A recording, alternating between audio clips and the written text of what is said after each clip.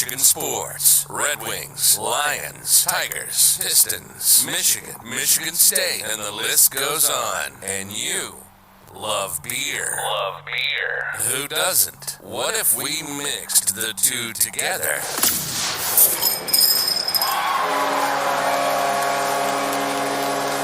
This is State of My Sports. We'll talk everything Michigan sports, like only we do, and then we'll down our fair share of beer from a local brewery, rating the beer throughout the episode. So pop a cold one on your end, and we'll get busy on ours. This is the State of My Sports. And this is episode 170. We're recording live on August 23rd, 2022. During our beer flight, our DeHop's beer flight segment, we'll discuss some of the old men doing old men things. We got some sportsmanship to talk about. We're talking about old men today. That's what. And it's first number one on the list. And we're talking about old men. And you guys have changed since I've been here. Right. The core of the episode will be our college football full season preview. Who are some of the most intriguing teams and players heading into week 0. We will have our picks. Wow, this is, I don't know what's going on. This is awful. Picks are back in our Betting Hero segment. And as always, we will rate and review a Michigan craft beer. If you're joining us live on YouTube, Facebook, Twitter, or Twitch, let us know what you're sipping on tonight, and let us know your thoughts on all of our topics and be part of the conversation. We'll read the comments, and we'll let you know everything. So it's good. Let us know what you like, dislike, all that good stuff. Share it, like it, all that good stuff. Before we jump in, I did want to give a quick shout out to our sponsors that help keep this thing rolling and free for our listeners. DeHop's Brewing Company and Cafe is the official brewery of State of My Sports, and bettinghero.com helps us, and you get the best promos available in the sports betting world. I am Sam Waltart. With me today, we got Micah Smith. Yo. Ryan Waltart back from vacation. Yeah. Familiar face here. It's about time you showed up. Jarrett Fenema. Let's go. Welcome. On loan from the happiest podcast on earth. Yeah. All the way from Florida. Happy to be back with my boys here. So. And John working hard behind the scenes. Happy to be your podcast. John waved to everybody. He's busy trying to dial in Jarrett's voice. So. Oh, is it bad? No, I'm just kidding. We're here. Just had to give you a hard time. But no, all of us here. This feels good. Jarrett, thanks for joining us, man. How you been? Happy. It's great to be back in Michigan. Definitely excited to be here with my boys, like I said. Yeah, it's crazy. It's just, I feel like it's been so long since I've been back here, but excited. Football's right around the corner, and we're going to have a dang good time. Let's go. You scheduled your vacation around when football's going to start so you can come on the podcast, 100%. Right? Yeah. 100%. This is the only reason I came to Michigan for 2 weeks is to do this episode. This is one episode. Yeah, exactly. No, we're excited to talk football, excited to just catch up with everybody, man. I'm looking forward to it. Ryan, you were on vacation. Yeah, allegedly. One of them was vacation. Actually, one of them was vacation. You're right. So, yeah, you're right. But I forgot about that one. I think you've been gone for 3 weeks. Is that right, or 2? Maybe. I mean 3 weeks since the last podcast. Yeah, so 2 weeks off in between. So how you been? What have you been up to? Pretty good. Yeah, I took a trip out to Denmark. First time there. All right. Was there for several days. What state is that in? Just a quick trip out to Denmark, you know? Yeah, North Dakota. It's like a 4-hour drive. Took a drive. Yeah, ended up in Denmark somehow. And then actually did just take a quick drive over to Sweden for a little while just to say that we went to Sweden. So that was kind of cool. Checked the box there. And then ended up down in Germany. And it was all work-related stuff. It's nothing that you guys really care to hear about. So or that you can share. Yeah, I can't really talk about it. But yeah, I think the biggest highlight there was just eating a whole bunch of open-faced sandwiches in Denmark. Yeah? Yeah, that's what they do sounds there. Pretty good. So it's just like one piece of bread. You don't put the second one on top, and you just like fill it up. It's basically a tostada with bread. You have to eat it with a fork and knife. I'm a big fan of that. Yeah, I like it too. Yeah, because the sandwich, there's a lot of pressure. Number one, you got to make everything too flat on the inside. Okay. Because you got to get that second piece of bread on top. But then also it forces you to have good enough quality bread where it can support whatever you're putting on there. Right. So no soggy bread allowed. Well, in Denmark they have very good bread. Pick it up though, right? They're bread people. You eat it with a fork and knife. Right? No. Then you can eat it up. Yeah, you can do either one, but yeah, you can eat fork and knife, eat it by picking it up. How did you choose to eat it? I did both. So is it like it's probably bread And then like the tomatoes and stuff that you'd put on a sandwich, I'm assuming, and then like end on top Literally of the anything. It could just be. It could be. But you don't want like a lox sandwich with you don't want like tomato smoked on salmon. top.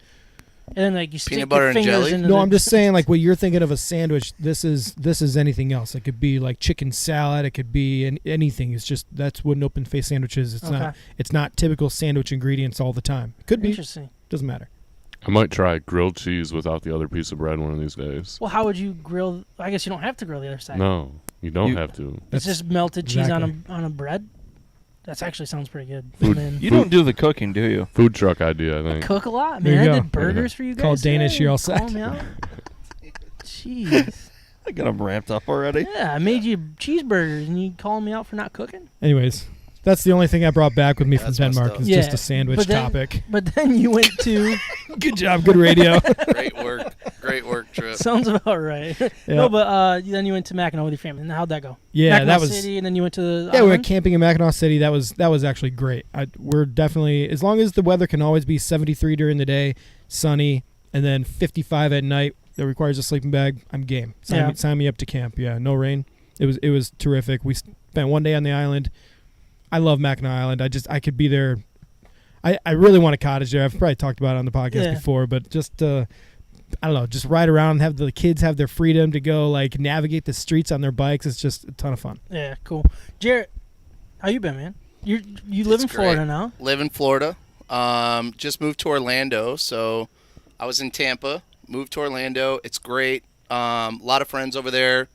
Living the Disney dream, just being by the park. Still can go. I don't go as much as anymore, but the podcast, kind of enforces us to have to go get content there. Yeah. But it's great, man. I love it. It's good to be back, though. Like I said, it's I don't know. I miss everybody here, but winter is right around the corner. Except for him.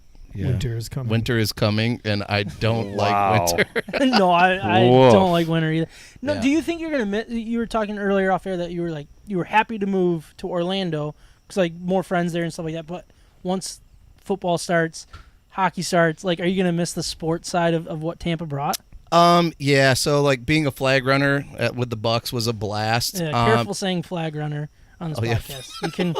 Some people can. I won't say it. Only one person. I will not struggles. say it. I'll never forget that episode when I was listening in on you guys. We got banned on 6 different platforms for a day. No, that is it's definitely, they say Tampa Bay for a reason. It's a very solid town when it comes to sports.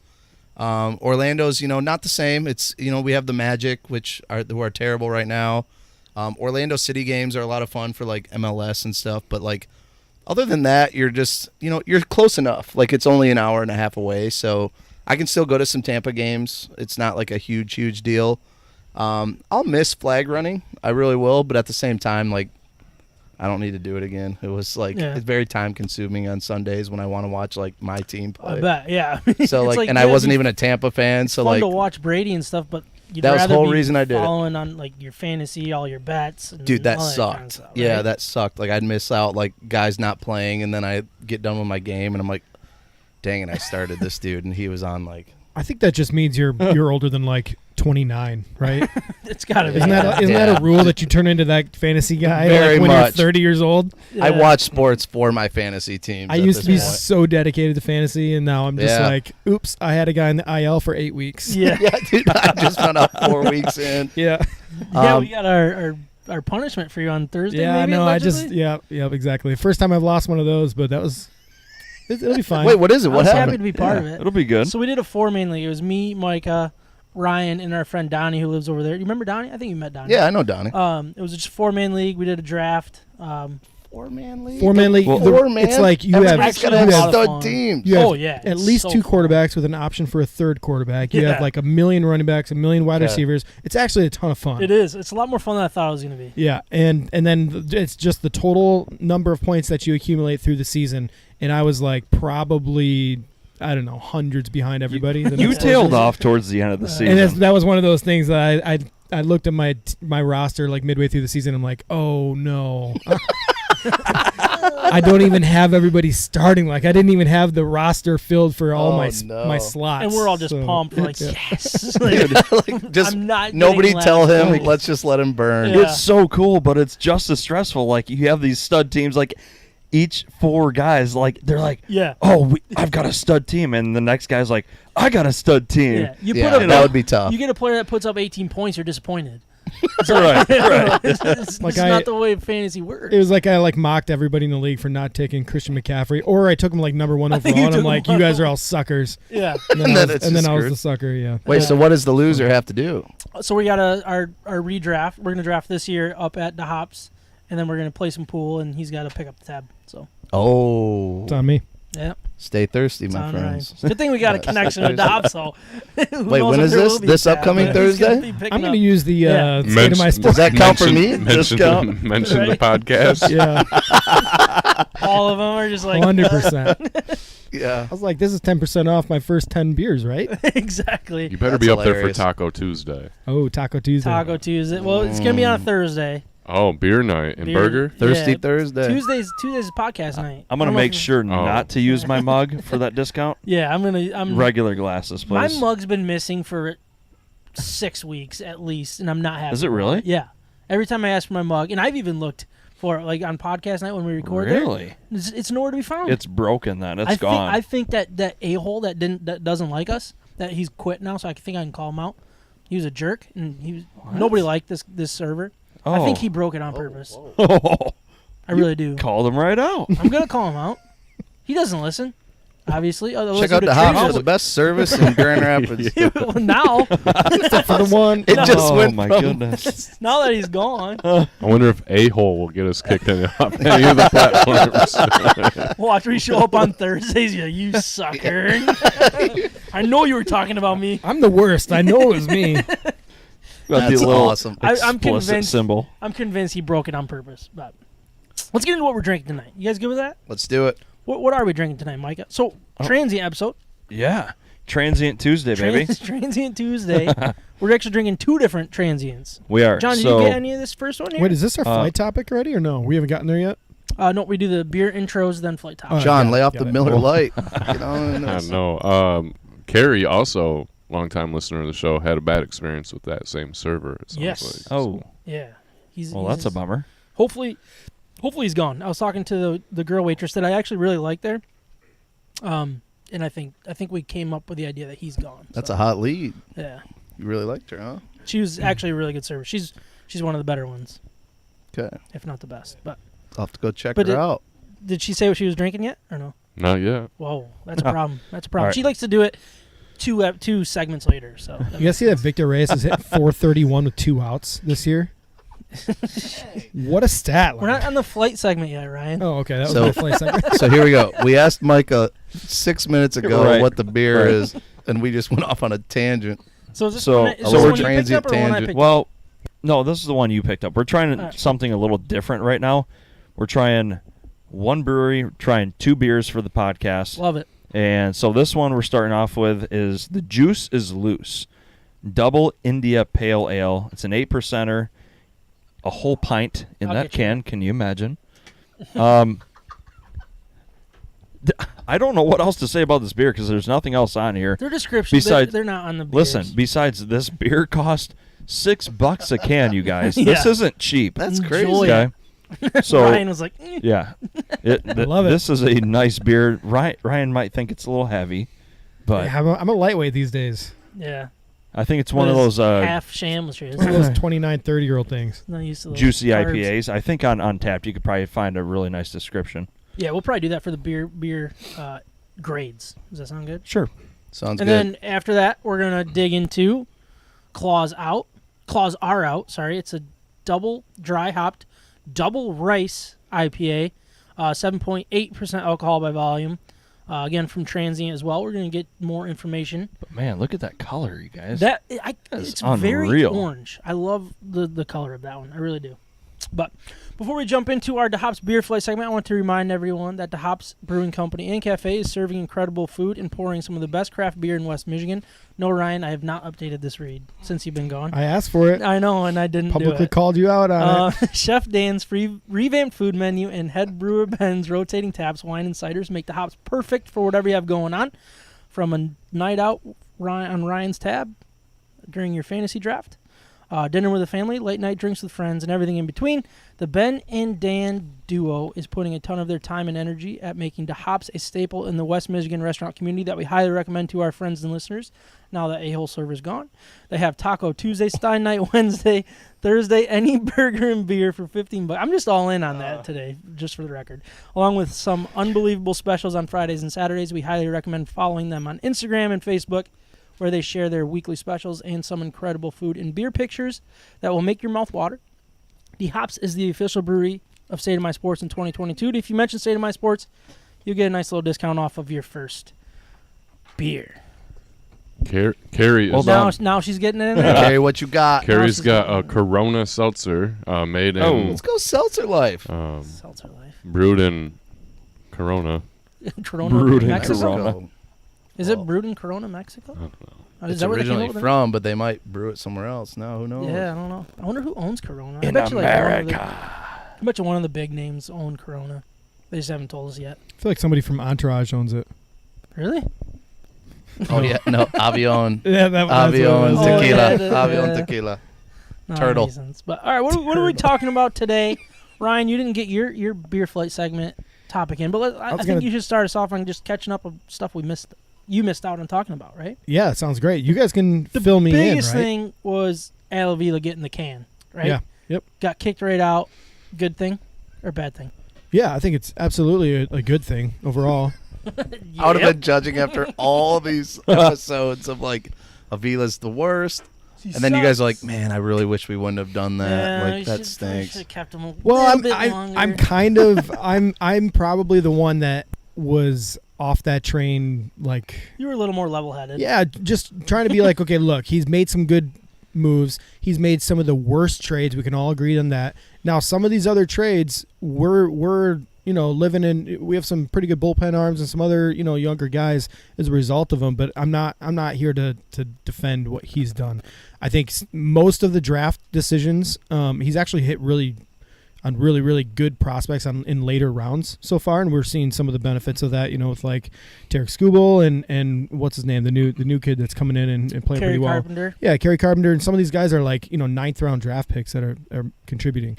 But overall, we've been so bad that it's hard to miss on a lot of these high end draft picks, especially these days when advanced metrics allows you to really see how good these high school arms are and college hitters are. Yeah, So, it's funny you brought up advanced metrics because that's kind of the topic going on around right now is the Robbie Grossman and how quickly the Atlanta Braves used video and advanced metrics to fix him. Now, he's doing what he did last year in Detroit, so it's not like anything too crazy, but he said he was more comfortable. He said that they fixed him in a lot of ways. Is that a concern of yours at all, or is that just kind of just... I think it's really easy to hit when everybody in your lineup is really good. I think it's really easy to hit when you're winning the game and you have momentum on your side all the time. I think it's easier to hit in the Braves ballpark rather than at Comerica. Like there's a lot of reasons for these things, and I mean really the field has a lot to do with it. So if he didn't feel comfortable hitting at home, I mean half your games you're like kind of wishing you were somewhere else. That in itself would be not a good scenario for him, but I don't buy it. Last year he hit pretty well. He had a career year last it was like year. 20 something bombs, 23 home runs, hitting 250 on base all the time. That's the reason like we were all kind of excited to have him back, and that's the reason he's still at trade value this year. Mm-hmm. So did they go in and fix something in his swing this year? Yeah, possibly, but it's not a result of the Tigers like ruining him or being a bad place to hit. Yeah. No, I don't buy it. JD Martinez's career turned around in Tigers and with Detroit. I know different regime and everything else, but I'm not going to read too much into that one with Grossman. Yeah, I mean, honestly, as much as there was to talk about in the last few episodes, there wasn't like anything crazy to get on. I mean, tons of football talk. We're going to talk Lions here soon, kind of get your thoughts on some of the important positions and stuff. But other than that, I mean, I can't even think of what we talked about. Maybe a flight. Maybe did we do a banana boat that we need to get? No, I don't think so, right? We haven't done a banana boat in a while. We got to jump in back on that. Let's get on that. Yeah, I don't know. Summer's almost over, We Sam. went all summer without a banana boat, I think. But I don't know. It's good to have you back. Yeah, good to be back. Micah, what do you want to talk about today? I wanted to talk about an old man. Old man doing old man things. Tony La Russa. I remember when that was the Jim Show Lee. your respect, all right? Old Show man your doing respect to old Tony man before you. So the man has been well respected for a while, right? In and out of organizations, helping them win. I get it. But he has made one of the weirdest strategic decisions in a long time. So in June, he was he had a 1-2 count, and what happened is he decided to intentionally walk the batter with a 1-2 count. And since then, nothing had happened, but this past Friday night, he decided to double down and do it again, down 5-2 against the Cleveland Guardians. And I do not understand what is running through the man's mind, if anything is, to make a decision like that. So, like, the whole, like, old man thing, like, what's going on? Like, we can all laugh about Jim Leland's mistakes or just be, straight up angry about it. But Tony La Russa, what are you doing, my man? What's the scenario? What's like how many people on base? Did somebody just steal second? I'm assuming somebody stole second, and that's when he decided. But it's very bizarre, I would say. But at what point? Yeah. Like you're up 1-2 on the count. Like, Even if it's the right baseball move, you throw 3 straight breaking balls in the dirt and try to get him to chase. Yeah. That's exactly. what you do. It makes no sense. Well, they had the fan thing, too. Did you see that one? No, I didn't. What happened with him? That So, guy got on first. I think it was like 8th or 9th inning. Slow guy got on first. Walked or hit or something. Yeah. Or maybe not, even on second. They were like, every fan like near the dugout was like, why aren't we pinch running at this point? Like, this guy is terrible on defense. We need him in the night. I did hear about and this. a fan that was right next to the dugout was like, pinch run with this guy. Like, this guy on your bench, put him in. And, like, within 2 seconds, like, in the middle of, like, the count, La Russa was just like, call timeout. That guy goes out there, and they're like, he literally is listening to fans at this point what to do. Gosh. Like, he didn't know. And so they put that guy in. There was a base hit. That guy scored. Like, it ended up being perfect scenario.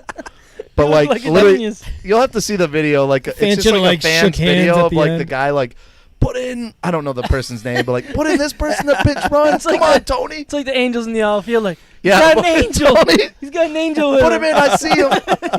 It was rubbing his just like shoulders. Is that. it like Eloy Jimenez or something And like it that? worked. Left? It was so crazy of, like, perfect scenario. Base hit. The guy ran it in from a throw. Like, it was so perfect. There's been That so is many Tony. complaints about Tony La Russa out of White Sox fans, and I'm honestly not happy with him because I built this parlay and I picked every single division winner. Comes down to betting. And, like, right now the White Sox are the only ones that are screwing me by not winning the division. I'm not happy about man. it. So, and there might be another team. I think the Braves are still trailing, but other than that, I got them all. Tigers are screwing me. Yeah, I did have money on the Tigers to win the division at the beginning of the year. I cashed it out at 23 cents. The juice was I loose. also was Like 2 level-headed weeks about this in. one, too. John, what would you want to talk about today? Yeah, we'll keep it with baseball. Baseball. Let's There's do it. still some baseball to watch. Another because, old man doing old man things. Yeah, the Tigers, they're kind of waving the flag, and we don't have much hope for the rest of the season. But, we're used to milestones, right? Yeah. In Detroit with Miguel Cabrera making his mark in baseball history, etching his name. Another one to look out for is Albert Pujols. Yeah. Not a huge supporter of the show, and maybe not a fan favorite He of listened some of the once, hosts. He was not happy about it. Yeah. But yeah, he just hit his 693rd home run last night off of an old Tiger, Drew Smiley. Oh, wow. So that's Smiley. kind of cool to see that he's still out there I pitching didn't know he was still doing that. pitching meatballs Has he to some figured power out how hitters. to curve his hat, or no? Or does he still wear a flat brim? I'm You gotta not- teach him. Yeah, You not gotta quite teach him. sure. He's got a small head. So yeah, 41 games left in the season. He needs 7 more to reach 700. Yeah. He's right now on pace to potentially do that if we talk recent history. But, yeah, he would join the 700 club with Barry Bonds, Hank Aaron, and Babe Ruth. He'd be the first one not connected to steroids to do so. Officially connected. Yeah. At this point, do you just jack up on steroids for your last 40 games? Because you're not going to get tested when you're done. I think you take it all. Yeah. I mean, this is going to be a hot take. Cork bat, too. He's got like 14 or 15 home runs this year. Yeah. The past like week or two, he's got like 6 or 7. I think he juiced up. He might be juices loose. Yeah. For the juice is loose on that one, too. Why not? I also wouldn't be surprised if they're like bending him in there for him to do it. Yeah. Oh, they're just like putting it in. They're giving him the Cal Fernando Tatis is like, hey, you can have the rest of mine. Watch out. That could be. I'll give you a deal. Anyway. Yeah, he's got 7 home runs in his last 30 at bats. Yeah, dude, and he has like 14 on the year, 15. So like he is just ready to go. He's on a streak. Since August 9th, he's batting .556, on base percentage of .585, and he's slugging 1.846. The roids are in, baby. Good Lord. And they say he's 42, but he's actually like 48. Isn't that the rumor? Is like he's way How's older? he doing that? And Miguel has 4 home runs. Hey, come on, take it easy. For real, Miguel is better. Yeah, he's done it the right way. No roids. Yeah. Back to the ballpark, right? Nice hit for I like no roids, no wrists. Regardless, I love Pujols. Yeah, I'd like to see him maybe get to that 700. It'd be a cool way to end the season for I hope baseball. he doesn't. I've always been anti-Pujols because I felt like it's such a comparison between Miguel Cabrera and Pujols, and everybody's always talked about how Pujols is this, Pujols is that. In my opinion, that it was more of a dig at Miguel Cabrera and how great Miguel Cabrera is and was I should say, not is anymore. Yeah. But like that's where like I feel like Pujols is the guy that people think about as a good hitter when it should be Miguel Cabrera, in my opinion. And that's just selfish reasons. Basically, like same age, like sort of thing. Like they've always been very talented. But I think they're a little different. But Like they are a little with different. With Big Papi though, is like everybody talked about how great Big Papi was, and after he retired is when people started to really talk about how great he was. And it's like, well, no, he really wasn't. Well, and he was also connected to steroids. Let's just not and like all of that type of thing. It's like, and it felt like a slight more at Miguel Cabrera and how his true greatness, and they bring in really good hitters and talk about overshadow. Put him in the same category when Miguel Cabrera is way above both of those guys. As a peer way hitter. Above. I mean, batting average wise, career wise, we won't see another Miguel Cabrera. I mean, you might get a younger generation that will see Pujols as better just because of the last 3 years or 2 years and that's of Miguel the bullcrap not thing. doing good. And honestly, I would be shocked if 5 years from now people think Big Papi was better than Miguel Cabrera. You know what I mean? I mean, he's far from that, and that's where I want these guys to suck. I agree because it makes Miguel Cabrera look worse or get kind of forgotten, if you will. Yeah. I would say the only reason I don't want him to get 700 is just so he doesn't have one of those things on Cabrera, because Cabrera has the 600 doubles with him. Yeah, and they're the only 2 that have 500 home runs and 600 doubles, or is Hank Aaron in that 3? So only 3. And then I think Cabrera is one of 2 with also like a 300 batting average as well. So if this is 700 was for below Pujols, 300. It's below 300 now. Yeah. Oh, is it? Yeah, I think when Miguel Cabrera hit his 600th double, Pujols was batting like 291. Oh, okay. Career. So he's not going to get back over. I don't know. I don't know how chance. hot he has to finish the season if he has he to would bat have to go 1,000. like He's hitting 1,000 for 5-something right now. You might. Yeah, the month of August. I think he'd have to hit 1,000 for the rest of the year and then play 2 more years. Yeah. He's had a long career, guys. The fact that Miguel Cabrera hasn't gone below 300 is an absolute miracle. Like that's what's insane. Especially this season, on top of it. It's a long career. I've never allowed myself to like Albert Pujols because of that, and it's probably selfish, but anyways. It's a little selfish. You look at selfish. Pujols in the early 2000s through 2010. He was incredible. He was, but he was also 35 back then. So, so he's 70 now. So I'm gonna go with mine next, and I'm gonna save yours for last. Is that right? You got it, bud. I'm just letting you learn the ways. And I did have on here that the Lions got their first preseason win since 2018, and then the Baltimore Ravens got their 22nd consecutive preseason win. Incredible. What? Incredible stat. Don't understand. But that's not going to be my my flight topic anymore because I heard something absolutely insane, and it just kind of gave me a throwback to when Michigan was going through something similar, but like, and connected to Florida Gators. Oh, let's go. The rumors are, and I think it's actually not a rumor, it's actually proven, in Florida, right around Gainesville. Is that correct?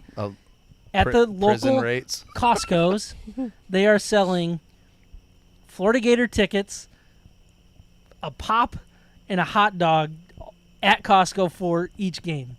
And it just reminds me of like when, it's kind of a pop, a hot dog. So it's trio. like a package deal. It's like, for like $30. Oh. It's like ridiculously cheap. That's a heck and of it's a deal. And it's just crazy to see. Like I'm legit going on their website. Gainesville knows what they're doing. A blue blood school going into that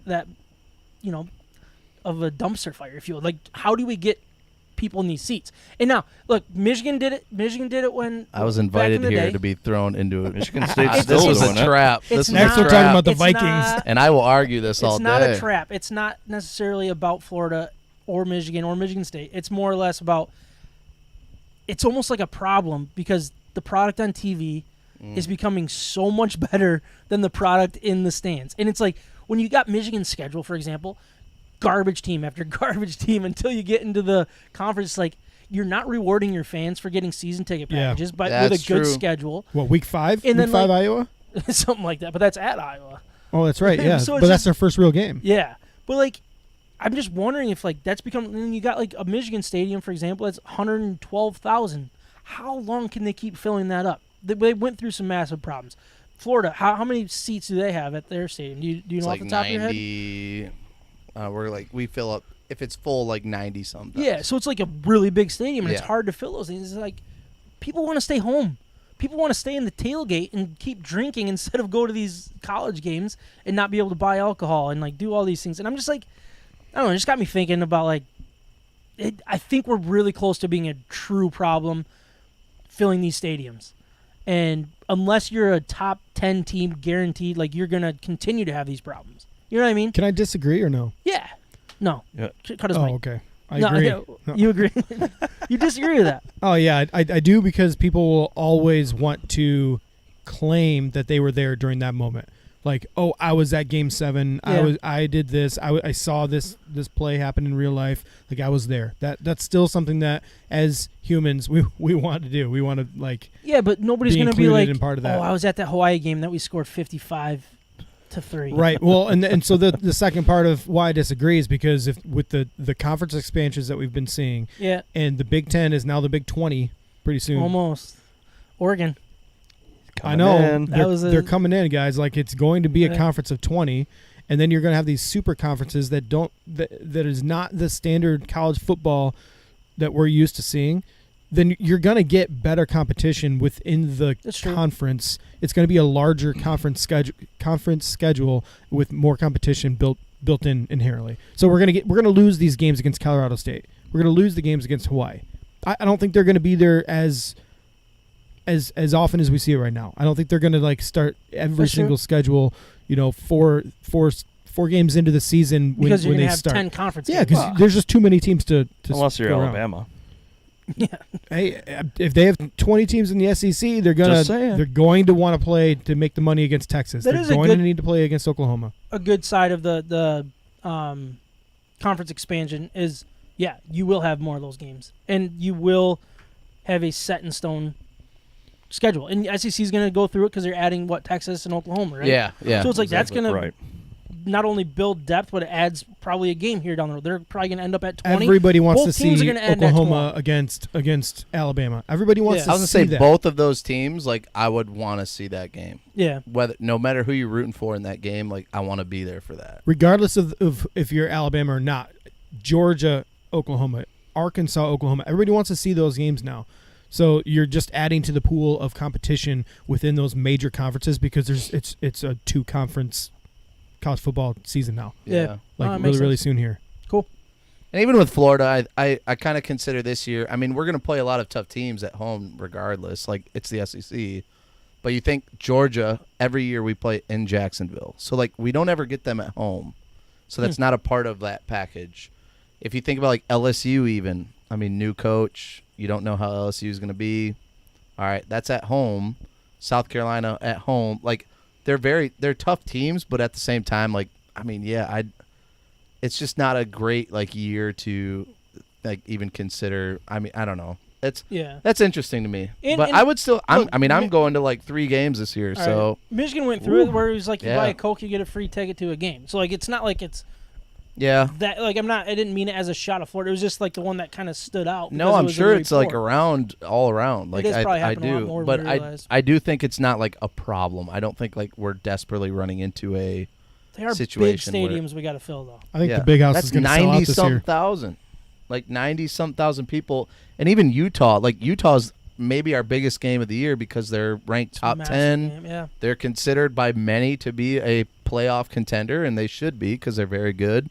But like it's Utah. Like I don't know. Like not many people have ties to watching Utah, but like so if that's the game they're selling those to, like the very first game, which we just sold out by the way 2 days ago. I just saw that notification, but all right.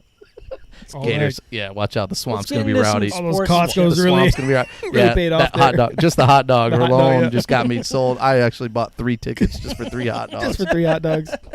And some leg space. They're like, finally, if we sold the IKEA last did 3. meatballs, if the IKEA did the meatball package, then yeah, I'm in. But I was literally in Sweden for like 25 Is minutes. IKEA everywhere? And I passed an IKEA, and we were so close to stopping and eating some Swedish meatballs in IKEA in Sweden. That would have been legendary. Oh yeah, we were trying not to miss a flight. I'd also be curious. That would have been legendary. I'd also be curious of what kind of furniture they sold. Like it can't be exactly what we buy. Is it all American names like like Johnson, Smith, McGrath? Like it can't be the exact same thing that we're buying. Let's be honest. It can't be. Their cheap furniture is like all American made. The Smith collection. Smith, that would be dirty. No, I would not buy that. It's all like handcrafted. Yeah, like, it's got bed bugs. The mattress is all bed bugs. Wow, man! Don't throw dirt on the name, dog. Real original last name, Micah. Real original last name, Micah. I bet you can find. I bet you Micah has the last name of the. Like if we did like a study of who has the most like famous person that's did the most good with the last name that matches one of ours, he'd probably have it. But he would also have like the most. Most notorious. You there was a serial killer with a Smith. Oh, guaranteed. The most Gainesville convicts over there. Yeah, there's a lot. There's a lot. Urban Meyer Very connections. dirty program. All right, let's get into some sportsmanship and see if we can get it on the same page. Actually, I just changed mine to Big Papi. Why? He is the most clutch hitter of all time. Well, that won't take long because you have no points. No, to support here's that. the thing. No, I actually will still talk about sportsmanship, but I just want to say, hitter-wise, career-wise, I agree. He was not as good of a hitter as Cabrera, but there is no better clutch hitter in the game than David Ortiz. That is false. Here's why. Miguel Cabrera was one of the most clutch and this hitters. was kind of a crazy stat. I just read it up on my phone because I was kind of mad that you brought in David Ortiz. Oh, boy. So 2 players have had more regular season or more just game-winning hits. Okay. And this seemed like a small number to me, but David Ortiz had 20. Not like a crazy number, but it's 3rd all time. 20 game-winning hits? Like walk-off? Yeah, walk-offs. Jackie Robinson, had like 26. And then... Are you serious? Yeah. Or Cabrera? maybe 31 or 26. Jackie Robinson, cool. He was number 1. Can I guess Miguel Cabrera's number? I don't know. I don't have he like a wasn't on full the list. ratings. I just saw who's second. Oh. Dusty Baker. Didn't know that. Dusty Baker, Really? number 2. Clutch? 26 or something. So like Yeah, David it doesn't Ortiz seem was like him. man. David Ortiz was 3rd, 20. But guess what? Jackie and Dusty Baker never had a postseason game-winning walk-off. David Ortiz has 4. 4? The next best was 2.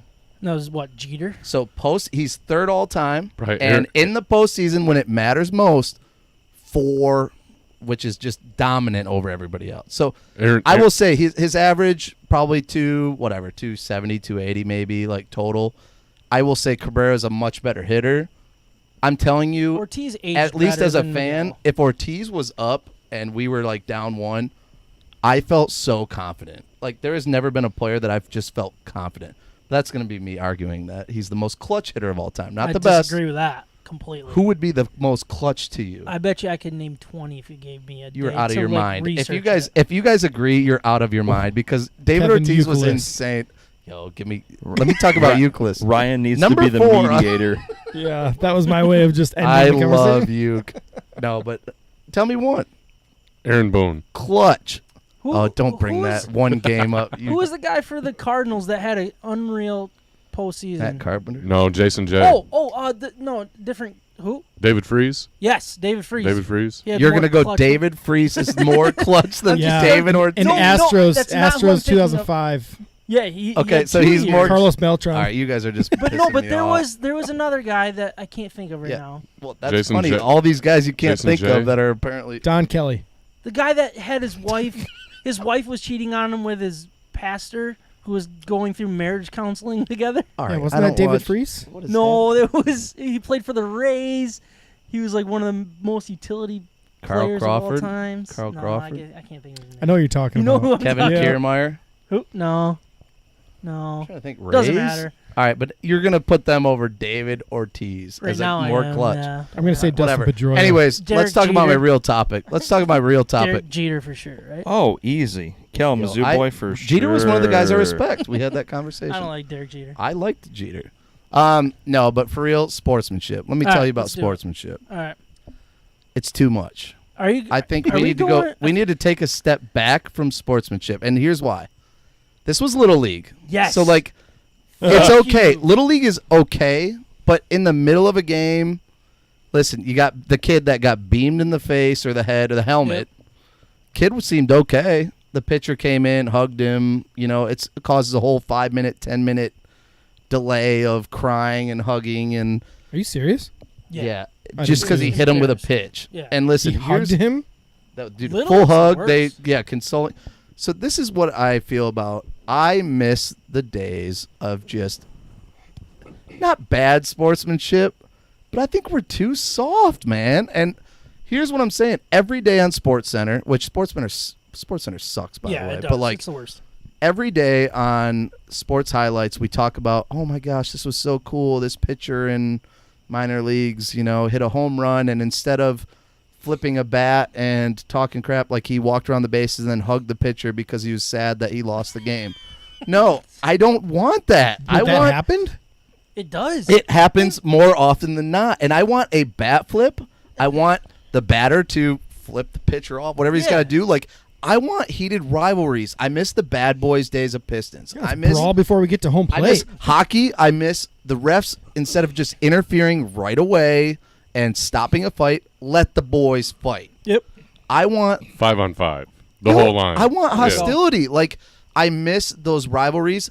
And since we're talking about baseball, Red Sox, Yankees, the A-Rod when he like full catcher, Veritek tackle.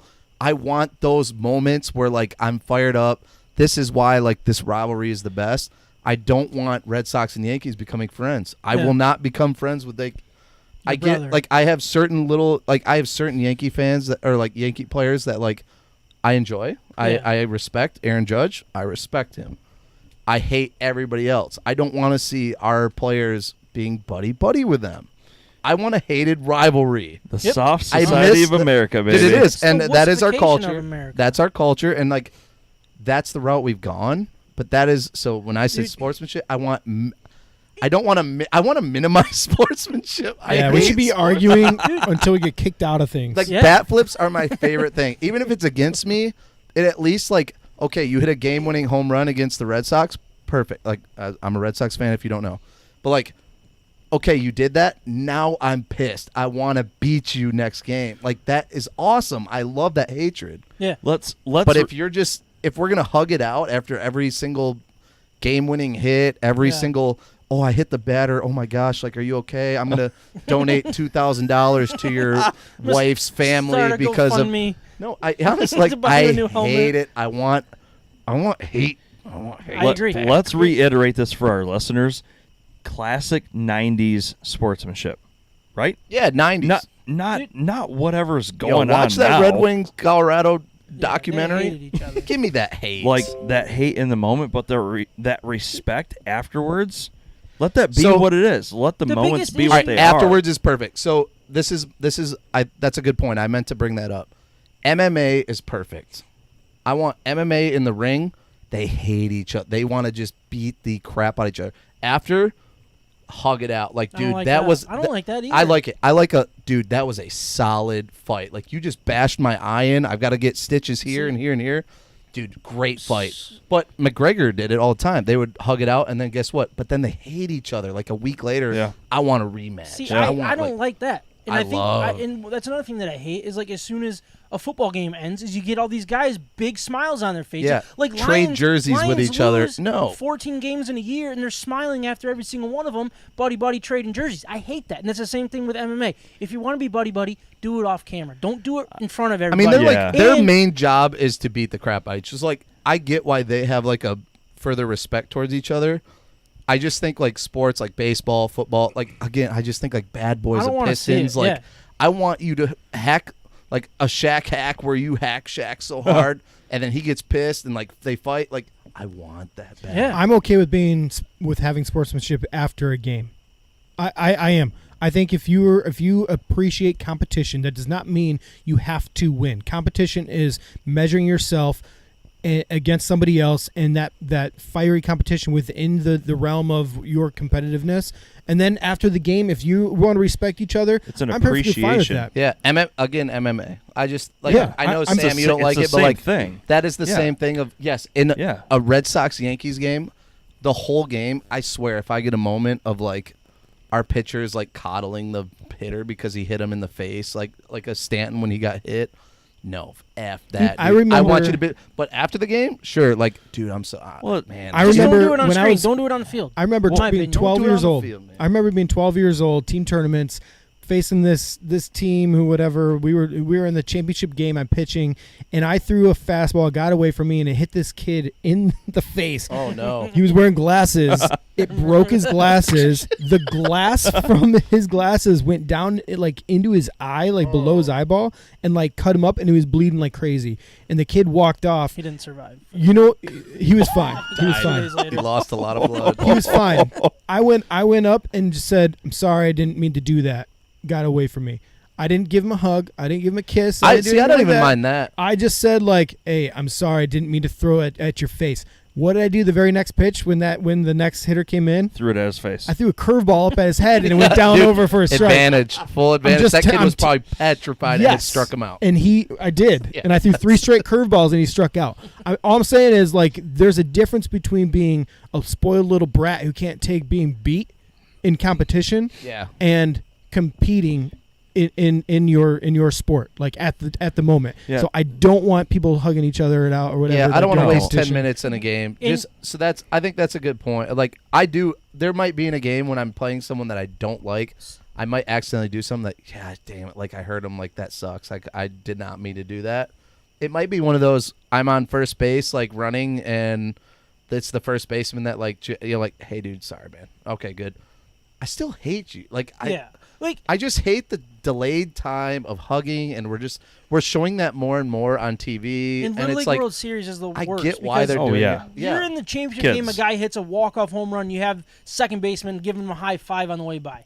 No. See that too. That's where I'm done with Little League World Series. And they'll show that little highlight on Sports Center. That's top 10. How cool! This kid from Hawaii high fived him. All Sports Center does is I'm going to try to trip him when he goes. Goes and by. The softball teams that will carry each other around the bases for home runs. Yeah. No way. Screw that. If somebody blew out their knee to win a game-winning home run, I would not carry them around the thing and touch every single base. And if one of my teammates did that, they're not my teammate anymore. I would make the other person on the base come like, no, you come here and carry your own teammate, and then call them out because they passed each other. I would say crawl. Yeah. I will watch you crawl. Yeah. Actually, wait. This happen. We should wrap this up. You're right. Do you remember? I think it was somebody on your team in Little League when you were giving a high five as they hit a home run and passed you and scored before you, and you were called out, or somebody on your team was called out when they hit a home run. I do remember that very vaguely. Wow, I would never have thought of that. Sorry, that was just a weird callback that we just need to move on at this point. Yeah. Well, we need to talk about that after. Yeah. I never would have remembered that moment until you said it. All right. Drinking craft beer, having fun, and talking sports in the state of Michigan. You're listening to State of My Sports. What do we got, John? We had a comment come in. I think our comments come in a little bit delayed from live time. Either that or we just keep talking. Jarrett confused our listeners with like 8 different topics there for his flight. David Ortiz fans out He here? had his very own flight. He had 4 different things to talk I about. flighted myself. Not quite a David Ortiz fan, but maybe more of an Albert Pujols fan. So shout out to agreeing with me here for a little bit of baseball talk. But I hope you're still listening. This comment comes in from YouTube. Oh, Hey. Listener's name is Drunk. Oh, boy. Crap. I know them. Yeah. That narrows it down to our listenership. You know, it might have secretly been me. Carrie, what are you drinking? Craft beer. But Drunk, I hope you're still listening. He said that Pujols' first run with the Cards, he was way more clutch than David Ortiz. And then he also commented when we were talking about a Tampa Bay player, was it Evan Longoria? Yeah, he But just hit the home run. Yeah, for the Giants, yeah. So he's really rubbing it in our face right now. But Drunk, I hope It's going to drive me nuts that I can't pull that name. I did that at work the other day that I couldn't pull that name because I was talking about him. Wade Boggs? No. I'm just kidding. First stint with the Cardinals. Get out of here, drunk. What are you, drunk or something? Yeah, jeez. Whatever. What are we talking about now? Did we do a bump already? Don't forget to flip the page, boys. We don't have a lot of flip paper. it over. Man, I thought I completely ruined the last topic at the end so we can move on. I know, right? I'm sorry. I can't. I gotta just. I think we're talking college football. College football, baby. Look up past MLB World Series MVPs, and his name will be on there. I want to know this name You want before me we get to? any. John's busy doing his sound That's thing. true. I'll do it. John's pretty busy. Oh, the Rays guy? Yeah, but he won it with somebody else. Okay, never mind. All right, keep I going. think it was Cardinals, maybe, but that doesn't matter. Did you guys know that Matt Manning and Casey Mize have a combined 42 innings pitched this year? Did you know that All right, what is the Victor topic we're Reyes doing has here? pitched more innings than both of them or something? Hold on, what's the than topic Casey we're doing Mize here? and Derek Schoolers. I got you, Sam. Got it right off the bat. Ben Zobrist.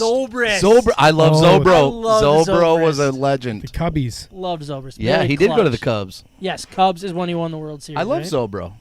Yeah. Yeah. Anyways, All right, keep going. Damn, this is good radio. college football. It is official, guys. It is a college football week 0. It is definitely 0. This is week 0. Week 0, and Ground it is zero, our baby. full college football preview. Where's our No. little chime? My pick is in chime. Chime or timer? No, We need one? chime. Oh. Like I thought we had like a college football chime or like an ESPN chime. Is that a It chime? kinda- It's kinda not really gets a the blood chime. flowing. That's our picks music, isn't it? I don't know. Well, you hit don't the even know button. I anymore. didn't. Anyways, What do you guys think? college football, boys. It's time, and it's here. I'm just so excited, and we're just going to give our full-on preview. We did a little bit of these topics a couple weeks ago when the coaches poll came out, and we were just very hungry for some college football. But I kind of want to start about some intriguing coaching changes and new hires that I think we got to keep an eye on, starting with Jarrett's Florida Gators. Former coach Dan Mullen has moved on, and Billy Napier, Louisiana's head coach. Yeah. What do you Raging think about- Cajuns. Raging What do you think Cajuns, about baby. that hire there? I love it. Mike actually had a good question with like Dan Mullen when we first hired him. Was I more excited for like Dan Mullen or was I more excited for Billy Napier? It's the same. Like I think Dan Mullen has coached some really good quarterbacks like Dak Prescott and all them, but like I thought you said really good. he's a top 10 quarterback in the NFL. Just saying, that he means is. 11. I think you could get him at 10. I'm not gonna say like No, top 5. I just messing with you. All right, regroup. But, Top so 10 quarterbacks. when you get so like when you look at a list of like new coaches in new areas, I think you can get like a handful of coaches that are at big programs that can make some moves. You know, are they good? Are they bad? Sure. I put Billy Napier as like a boom or bust. This is a very boom or yeah. bust move. It's a small school coach, but he crushed it when he was there. 33-5 with Louisiana the last 3 seasons. They played some good teams. It wasn't like a terrible schedule. It's not the greatest, but like he knows the Southeast. He's a Louisiana guy. He knows that recruiting. Dan Mullen's big problem in Florida was he didn't recruit. That was like the moment he had an interview. So he had that kind of bad season. What was it, last year? And I think there was someone that asked him a question, and like when we were like our record was just not great. And they asked him about recruiting, why recruiting was so bad. We were in like the 20s or 30th in recruiting, which Florida should not be. We should be 10 to 20. 15 to 20. Yeah.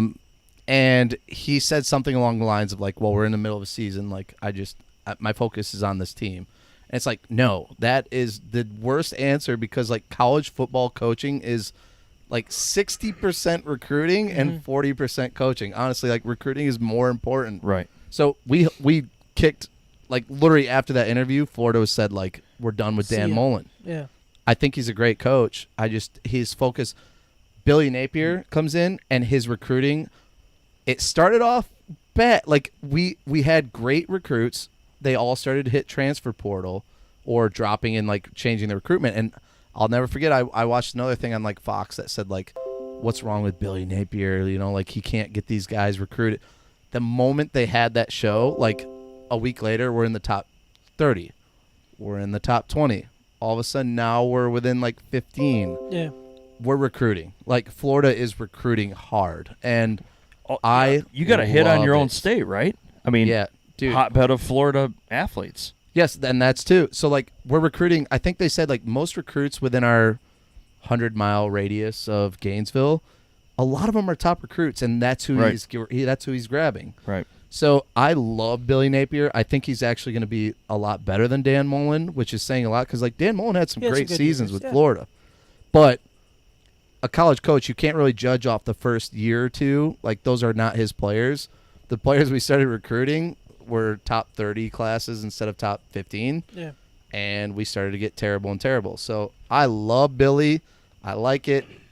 He's one of those boomer busts. Yeah. It could be bad. I think one thing about Florida is I think there is a handful, maybe 7 to 10 schools that make college football better when they're good. Mm-hmm. You know what I mean? Like as soon as they're good, college football is that much better. Yep. I think Florida kind of falls in line with that. I think Texas, USC, when they kind of get back going and become like those are the type of schools that are important. College football is better when they're good. Michigan, in general. I think a main reason for that, like right now, Georgia, like you look at the conference and we have the divisions. Georgia's just crapping all over the SEC East. Yeah. Like when Dan Mullen got bad and Florida got bad, Florida's their main competition. Yeah. Kentucky's actually pretty good this year. Like I think I'll believe it when I see it. They might be better. You than got a Florida good quarterback. Yeah, they might be better. But like we have Anthony Richardson, who's potentially like a Heisman candidate. I'm not gonna say he is, but like that dude is an all-around like beast. He's like a Cam Newton. Yeah. You know, he could be very good. So like we have a chance to be good this year. I don't think it's gonna be great. I don't think it's gonna be like a 10-2 season or whatever. But like they need them to be good because the SEC East otherwise is just dominated by Georgia. Mm-hmm. Like Florida, Georgia at the end of the year should be a determining game to get to the SEC championship. And it just wasn't that last year. There's definitely an interesting school with a new coach. You got LSU, who moved on from Ed Orgeron. Isn't that amazing? Brought in 2019. Brian Kelly. 2019. And it seems like forever. College right? football champion, national champion, and he's already moved on. That to me, oh man, with Brian Kelly crazy. jumping in at LSU, you got Marcus Freeman taking over at Notre Dame. Manny Diaz is out at Miami. And Mario Cristobal came back in. He moved over from Oregon to Miami. So that's an interesting move. You got Lincoln Riley, who moved to USC, which brought in Brent Venables, Clemson's defensive coordinator. Or is that offensive coordinator? Sorry. That's DC? He was D coordinator. I think it's a D, he was right? D coordinator. Yeah, DC. Yeah. And then you got, obviously, Dan Lanning, who was Georgia's DC, who was taking over Oregon. And then Washington got rid of Jimmy Lake, who was, I think, interim, right? I'm pretty sure. I think so. And then from Fresno State, Kalen DeBoer is taking over at Washington. Those are kind of the bigger names of new coaches and stuff. Which one's the most intriguing to you guys? Because for me, it's Lincoln Riley at USC. I think, and just kind of that change in Oklahoma, USC. Like I think USC can kind of take that jump because I think Lincoln Riley's that good of a college coach. And I'm curious to see what kind of fall off Oklahoma does have when you don't have that head coach. That one's really interesting to me. I think all of them are, but I think Brian Kelly for me. That's where I'm at at LSU. Yep. He was at a school with Notre Dame where you don't necessarily you don't even have access to all the best recruits. His hands are tied Yeah, in a lot of ways. Yeah, because of their tradition, because of the emphasis on being a student athlete, and now he's going to a school where that's not a concern. Yeah, and so and so a little bit more structure in an environment at LSU might go a long way. So that's intriguing to me. And like to tag along with that though, but with Brian Kelly and what you said with the tradition and the recruiting, I mean, look at what Marcus Freeman has done. A month ago, Marcus Freeman had the #1 class, and this was when Alabama was in the mid-20s or so, but that has nothing to do with what Marcus Freeman was doing. Marcus Freeman is recruiting. They lost. Yeah, it's a shiny new toy type thing. Right. It is. It can be just like Odron. Well, yeah, 100% correct. But when we were talking about the tradition of it, like whatever Marcus Freeman has been doing has been clearly working. No, you're right. If he can coach a lick of football, Notre Dame's going to be something to reckon with. Oh, yeah. Now, I want to see it before I'll believe it with him coaching the X's and O's in the in-game, because you see so many good recruiters that don't know how to coach football. James Franklin, for example. Brady Hoke. Brady Hoke. Choke. It was just like, hey, whoa. I mean, there's a lot of those type of guys. Mm-hmm. I want to see him coach before I'll believe that Notre Dame's going to take a step up. Absolutely. Yeah, I kind of created different categories for coaches, for the new coaches. Most successful, Brian Kelly. I think sorry, you're talking about will be most successful. Will be. Okay, will I be. think okay. Brian Kelly has continuously proven he is such a good coach. Like, I think he's at the Grand next Valley. stop. At the next stop. Cincinnati, he was unbelievable. Cincinnati would not be where they are without him. And then and then he goes to Notre Dame again. He went to a national championship or two. Two, I think. Went to the playoffs two or three times, whatever it is. Yeah. Like, stud. LSU, now he has access to basically anything. He doesn't have academic. Money. Now, he is also... And academics don't mean thing in He's LSU, also a northern coach, and going into the SEC territory, that doesn't work very often. I know. It will work. It's not a problem. I have no issue with Brian Kelly. I think Brian Kelly will be like Coach O. I think he'll be successful. He could almost win a national. He might win a national championship. They'll be playoff contenders. He probably has the best shot out of all these coaches to win a national championship. Until Brian Kelly proves me wrong, why would you ever go against? He's gone to 3 schools, 2 of them. I mean, Grand Valley's different, but like Cincinnati, the fact that he built Cincinnati and then went to Notre Dame. People gave him crap at Notre Dame because they got like blown out by Alabama. Which did he really? Any team is going to be Cincinnati though. Like, wasn't Urban there before him? And I wouldn't say Urban built Cincinnati. I think put Brian him on the Kelly map is the before one that Kelly put was them. there, though, right? Brian Kelly's been successful every year. I think I track agree. record speaks. I don't know speaks why for I'm itself. trying to disagree. I'm just like, I don't agree think that he's going to be like Kelly exceptionally really better than Coach O. I mean, just the fact that we were just talking like two years ago, they won a national championship. I think what you see though is he gets a lot out of his athletes. I agree. So like especially at Notre Dame, he took advantage of the athletic advantages that I guess that were on the field. Yeah. And so that's what he does really well. He exposes advantages any chance he gets, and he's going to have a lot of athletic advantages at LSU. Yeah, sorry, I want to see more of those videos too. Remember when Kelly just got hired at LSU and he did the awkward videos of like the player where they're like back to back and they're like doing those super awkward. The 360 camera. And then that kid committed to Texas A&M like 2 days later. It was hilarious. I didn't know that. He also like had a Southern accent 2 days into his return, getting in the whatever for recruiting, man. Whatever for recruiting. Hey, Texas A&M is probably making $25 million a year. Yeah, that's true. Lincoln Riley, biggest coward. I think he really 100%. Oh. Well, Why is that? SEC. Because you think he's running from the SEC. I think there is a little bit of. I'm not saying deeper. it's 100%, but you tell me. Do you think you're going to be more successful with Oklahoma going into the SEC? Or with USC going into the Big Ten. Well, this is something we talked about. I think there is a little bit to it. I think there is a little bit to Oklahoma could never get past that like point. They were always great, like almost contenders, whatever. I just think do you really want to go into Alabama, Texas A&M, Georgia territory, or do you want to play Ohio State, at least Michigan? That's South. Like he's gonna go into the Big Ten country. I don't. You think he would rather go into Big Ten country? That's a completely tell me different brand of football. to the past national title contenders. I don't want to make this an SEC. I just think It's foolish to say the Big Ten is better than the SEC. It's not better. It's deeper. Okay, I'd rather play I'd rather play Big Ten than SEC. I would rather play a Big the Ten. Citadel in Louisiana Tech and Louisiana State every other week than Colorado State. Well, Michigan's a bit. Wait, Michigan's playing 3 I know bad Michigan teams. has a very I bad said Colorado schedule this State year. first game. Yeah. We got to put a Michigan damper on has a this. very Save it. bad That's schedule this happening year. in the I'm Big Ten now. Yeah, Wait, hold finally. on. Okay. So the middle of the pack in the SEC sucks balls. Okay, Yes. middle of the pack of the Big Ten No joke. is way better than SEC's Oh, yeah. middle of the pack. Who? However, Who? high end talent, Penn State? you cannot deny that the high end talent is better in the SEC than it is in the Big Ten. So I agree let's with just that. we But can just I don't, end the I conversation. don't know if I agree anymore. Like a Penn State? Is Penn State better than Florida? Yeah. Yeah. They're about even. No, not right now.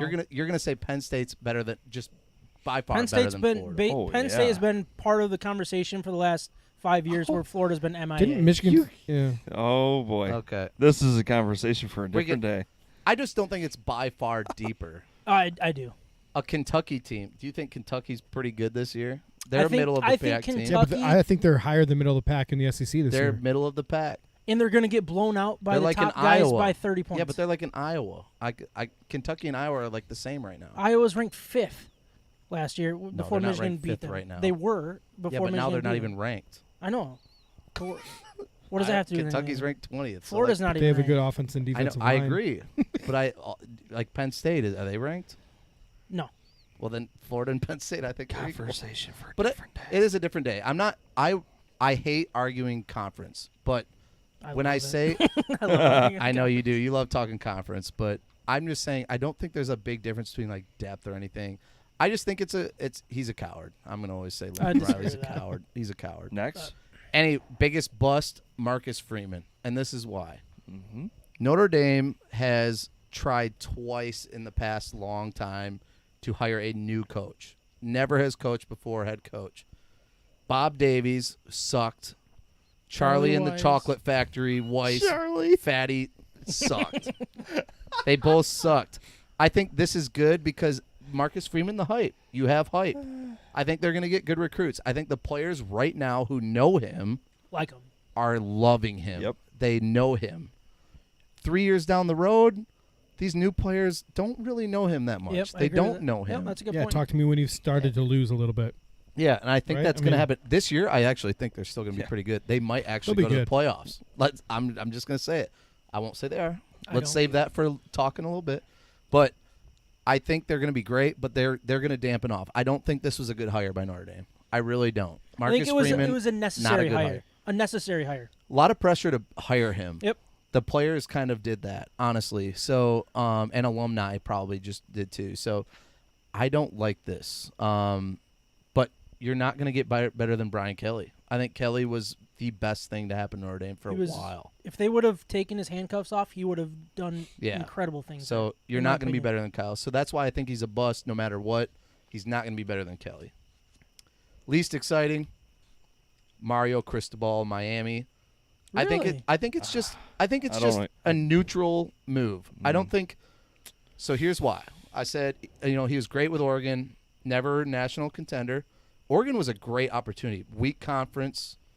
You're playing some, kind of a crap conference. They were always very Currently good. weak. Yeah. ACC weaker. They were always very good. Yeah. I mean, it's the same kind of conference. I don't want to say it's even weaker, but like Clemson's very good, always, usually. But I just think it's like a neutral move. I'm just not excited for this. Yeah. I just think that's like he's not going to win a national championship with Miami. I don't see that happening. It's just neutral. Yeah. I think it's a good hire for Miami. Like, as a Miami fan, I'd be excited. He's They need to alumni of change a lot more Miami. than the head coach, in my Like, opinion. he's a Southern Florida guy. He's going to improve their team. I think have it's a perfect I don't hire see for national They have a championship. great OC. Yes. It might be a perfect hire. Them. Yeah, they He need a little wanted to bit go of back there. stability. Yeah, exactly. Somebody that wanted. This is not a stepping stone Yeah. necessarily for him. This is his job that he wanted. I think that's It's a kind of big. like a Harbaugh. Like, Yeah. honestly, Yeah. the stars aligned where he can go back to his alum place. He went to Miami. Okay. His alum place. Great coach. Yeah. Great Alum OC. place. Alum place. I love that. Alum place. But do I see a national championship? No. I'm not excited. They're going to be just as good probably as Oregon. Speed and space. That national championship expectation doesn't exist for them, though. They should just not fall off. They start every year ranked 13 to 16, and then they fall off to being unranked every single year. As long as they can avoid that, it's a success. Yeah, I like that. All right, that's good. The other few that I have 3 more. I'll go quick with these. You have 3 more? Yo, I'm rapid firing. I'm going to rapid fire these. Brent Venables, I love him. 1. You don't. Oklahoma. So Oklahoma. You promised rapid fire. He brings defense to Oklahoma, and the D coordinator for Clemson was so much fun to watch. Their defense was insanely good. Clemson. And why now they come Clemson's to weak. Oklahoma. I love bringing defense back to the SEC when that happens. But I'm curious to see. Not in the It's SEC for another 3 years. I know. It's probably It's gone by then. But I agree. So in these next 3 years, this is a fun one. It's boom or bust for me. I think Venables is boom or bust. 100%. But I think agree. it's going to be more boom. I like him a lot. All right. Dan Lanning, Oregon. He's young as heck. He's like 35 years old. Cool. He's my bust. Yep. I think the talent he had at Georgia is a big reason why their defense was so good in Georgia. I don't think he'll be bad, but I don't think he's going to bring like what Mario Cristobal brought to Oregon. Well, And not to do we care mention about Nike. Washington? I'm not bringing up Washington. I'm bringing up Don Brown, UMass. You are Come not. on. Cut his mic. Don Brown, 43 and 19 in 5 years with UMass in the past. He's back. He's a Minuteman for life. Don Brown, baby. Watch out for Don Do you know Brown. that he was our D coordinator? Yeah, that's why I brought it up. Okay, but all right. Don Brown's going to be a successful Minuteman again. All right, so we good have the grief. top 25. We're not going to read it off to everybody. If you want to follow along with us, look it up on the boy. Google. It's there. We're looking at the AP top 25. We're talking about the biggest risers, the most intriguing fallers, and maybe some overrated, underrated teams. So if you guys don't have one, no big deal. We don't want to waste airtime just to waste it here. Yeah, we're only at 2 hours right now, I'm sure. We're getting there, I'm sure. Where- Is Hard where Knocks we at? over You yet? almost Is my told us. question. Is Hard Knocks over yet, or is it what's going on here? But I do have a biggest riser. I'm going to start with Iowa, and then you jump in where you guys go. So they're unranked currently. If they can beat Michigan at home, and or upset Ohio State, I feel like they can skyrocket. And then their schedule is, I don't want to say easy because I think the Big Ten does have some tougher teams than people realize, especially in the middle of the pack type teams. Like the depth's really there. You know what I'm saying? Oh, yeah. The D like, word. I think Iowa could be that team. And now, I don't know who they're bringing back. I don't know who left. All those things. But like what that team was last year, heading into the Big Ten championship, they were legit for a reason. I think they could kind of like regroup and kind of have that same type of season as they had last year. I don't think they're going to be any better than they were last year and like be a true contender, but I just think unranked seems a little unfair. Oh, yeah. And that's where I think they could easily move up and kind of take off here. But that was kind of who I was looking at for a biggest riser here. From unranked to maybe top 15 at some point, maybe top 10 if if things kind of fall in line. I couldn't agree with you more because at that point, this is what they do every single year. Like Ryan brought up, Miami starting in the middle of the pack and then ending up unranked. Yeah. This is what Iowa does. This is what Kirk Ferentz is. He's a good coach. He coaches these boys up every single year. No, are they a national contender? Of course not. Yeah, it's not going to happen. Are they a good team? And they look to that schedule and go, you know what? We're going to ruin this team's night tonight. And what do? They do it every single year, and they end up in the top 20, top 15 every freaking year. Yeah, they probably have It like a seems like first round center, again. A Or tight tight end. end. Yeah, or tight end. tight end that nobody can. It Yeah, never or stops. They'll have something like that. I think for me, I'm going to go with Northwestern because this is probably a Northwestern type of year. Really? You know what I mean? They're starting I mean, off with a win, by Like, the how way. high are they I rising? don't know.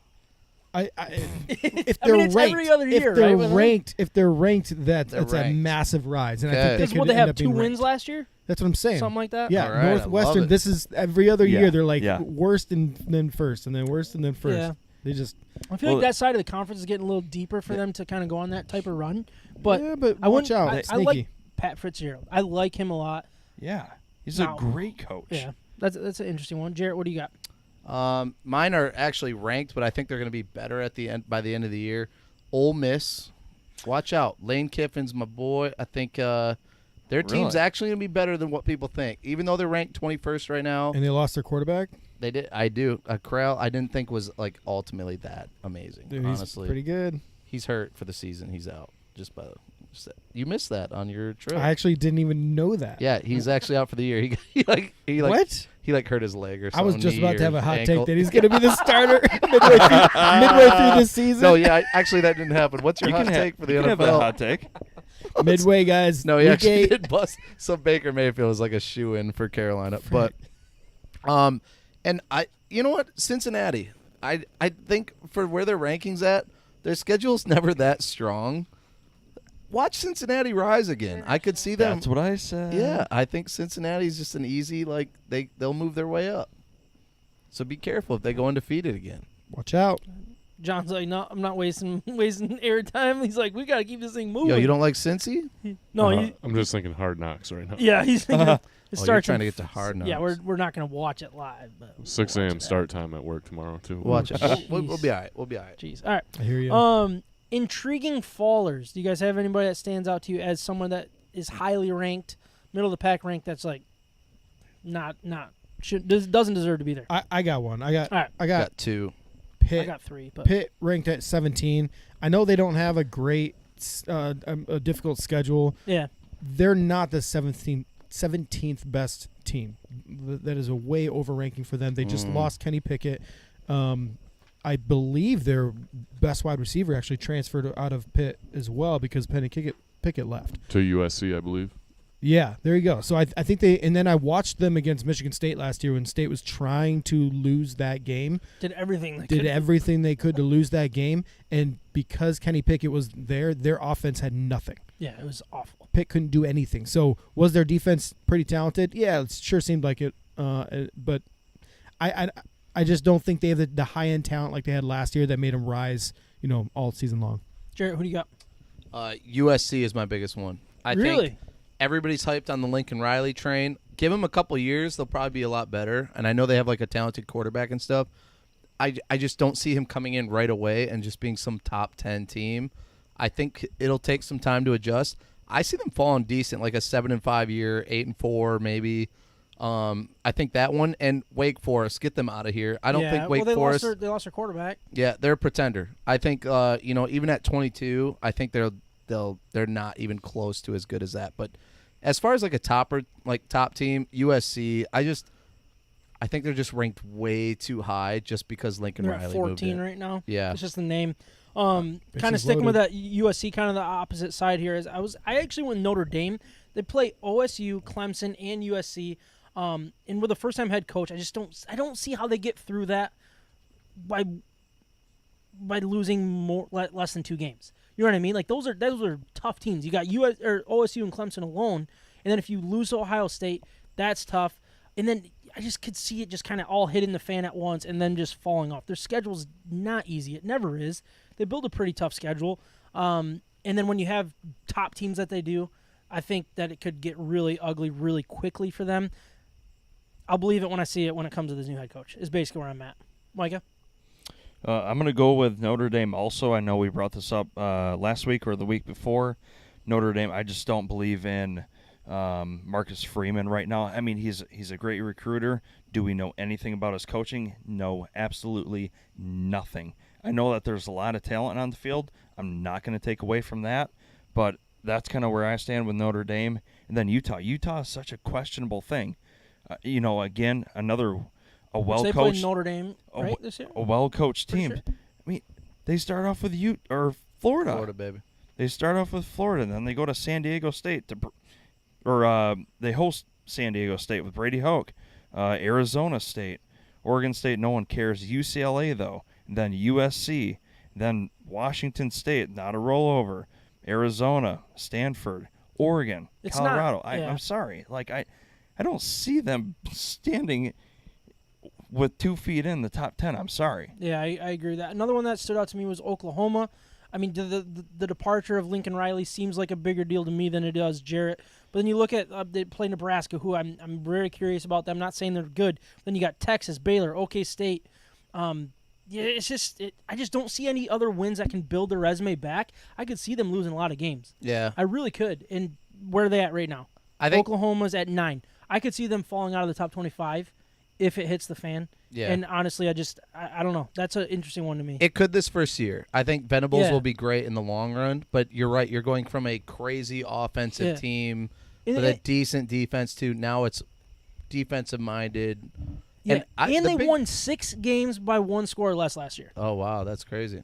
So, like, I think the Big 12 is open. Like, they lost talent. They lost a coach. It's just like, as much as I think the Big 12 is weak, I think we have to pay attention to that because Texas, Baylor, Oklahoma, Oklahoma State, I think those 4 teams, if one of those comes out with 1 loss, I think they're in the playoffs. I don't know. I do. I honestly do. It'll be interesting to see. So watch out for one of those. So I guess 4. I just went with Oklahoma. That's my overrated. Do you guys have a different one that stands out to you as your most overrated team rather than your biggest faller?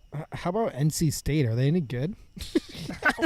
I know nothing about NC State. I'll bring up NC State. Yeah. I don't know anything They're about an opposite. I think they're like almost national contender. Really? Yeah. them. Why? What am I missing? What? Their conference is so bad, and they have a great team. They have a great team. Just dig deep. How Just did dig that deep. happen? Who's their I'm gonna have to dig quarterback? into that one. I'll tell you. I'll Just tell you. returning I'll guy. do some Just research wait. on NC State. It just makes no sense to me how they're number 13. I want to look at their schedule. No, for real. Just look at it. Clemson's like probably their hardest game. At Clemson, mark a loss. they're The rest number of them, they're probably 4. favored. But does that mean that they're a good team, or can I say It that they're doesn't. overrated? Does it matter if they go 13? No, but that or- was the topic. Overrated. So I'm thinking. I thought that was the same as risers and falls. No, see, this is the This difference. is where I get confused. There's small differences that you need. If you're on the podcast more, you'll. Oh, catch on. This is where you do dark horse. We're You do professionals. you do dark horse. You do I feel like MVP. MVP. And I'm like, all 4 of these are the same Yeah. topic. The dark horse MVP, normal MVP, underrated MVP. Comeback player. Locker room MVP. This is where my confusion And arises coach's at this MVP. point. Yeah, so maybe I am confused. I am still here, guys. Just so you know. Okay, No, I'm just are you saying. strictly going off a schedule, Jarrett? I just think they could okay, easily end okay. up 12-1 at the end of the year.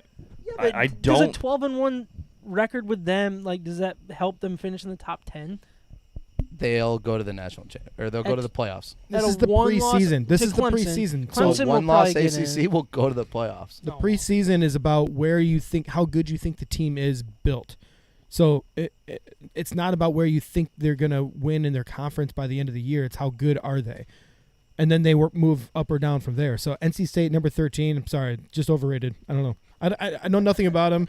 I'll go look it up, but screw that. That seems messed up. That's my dark horse MVP comeback player. That's my dark horse overrated. All right, we're keep I like keep NC moving. State.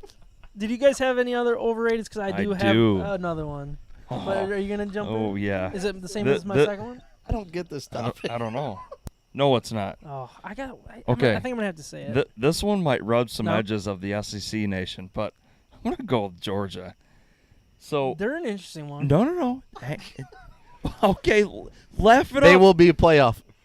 You want to bet on it right now? I'll do a shoe beer. Shoe beer. That's fine. Shoe beer. Georgia will whatever. be in the playoffs. Bet 'em. Buzz boot. Bet them. Bet them. I'm not bet going to. You think No. they're you think they're overrated? Shoe beer. Georgia will Shoe be in beer. the playoffs. You got to do it. Oh, my gosh. Do it. No. Why? Why? A shoe beer? Yeah. a shoe beer. I'm not drinking out of a Boot. literal shoe. That's Travis is. You and Trav could do it together. I'm not doing that. I'll drink out of a glass boot. What is the fun of that? A glass boot? All right, just keep going. Oh my keep going. gosh! It turns listen, from a bet to a drinking game listen, somehow. like I'm not. Yeah, let's just play listen. waterfall, actually chase gonna the do that bus. too. Yeah, let's just have a good God. time tonight.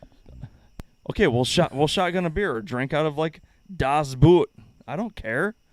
But what I'm getting at is You won't do a shoey? oh, Shoey. what You won't what I do a saw, what I shoey? saw Shoey. Trav do. I wanted to throw up. Did Trav Okay? actually do it? Oh, Yeah, he Yeah, he did. did. He did it. That's good for him. Good for That's him. good Trav, for good for you. So listen, He doesn't I, listen I'm either. It not wasn't saying hard that Kirby Smart can't reload in a sense, but you guys, we're talking like They lost a lot of talent. a like century team, right? Like we're not talking like a team for like the last 5 years, like great team, you know.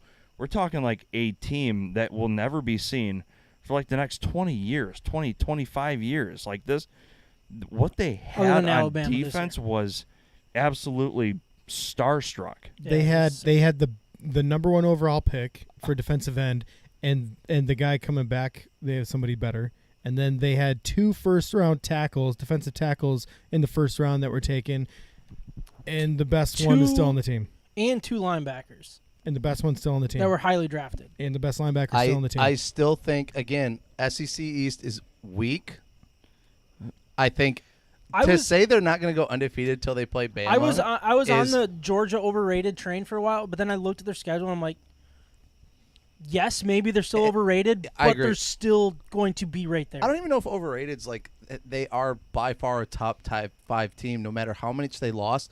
They are at Bama status at this point of they just reload so hard. Dude, I wouldn't go that far yet, but close. I don't think. Yeah, close. I don't think they're not freshman as good. tight end last year, who's going to be better this year. They're not as good. They have their same quarterback. Same quarterback who tore They apart lost Michigan's Pickens, defense. though. So I Pickens I didn't just really think play much last they year. are such a crazy talent compared to like especially everybody else in the SEC East.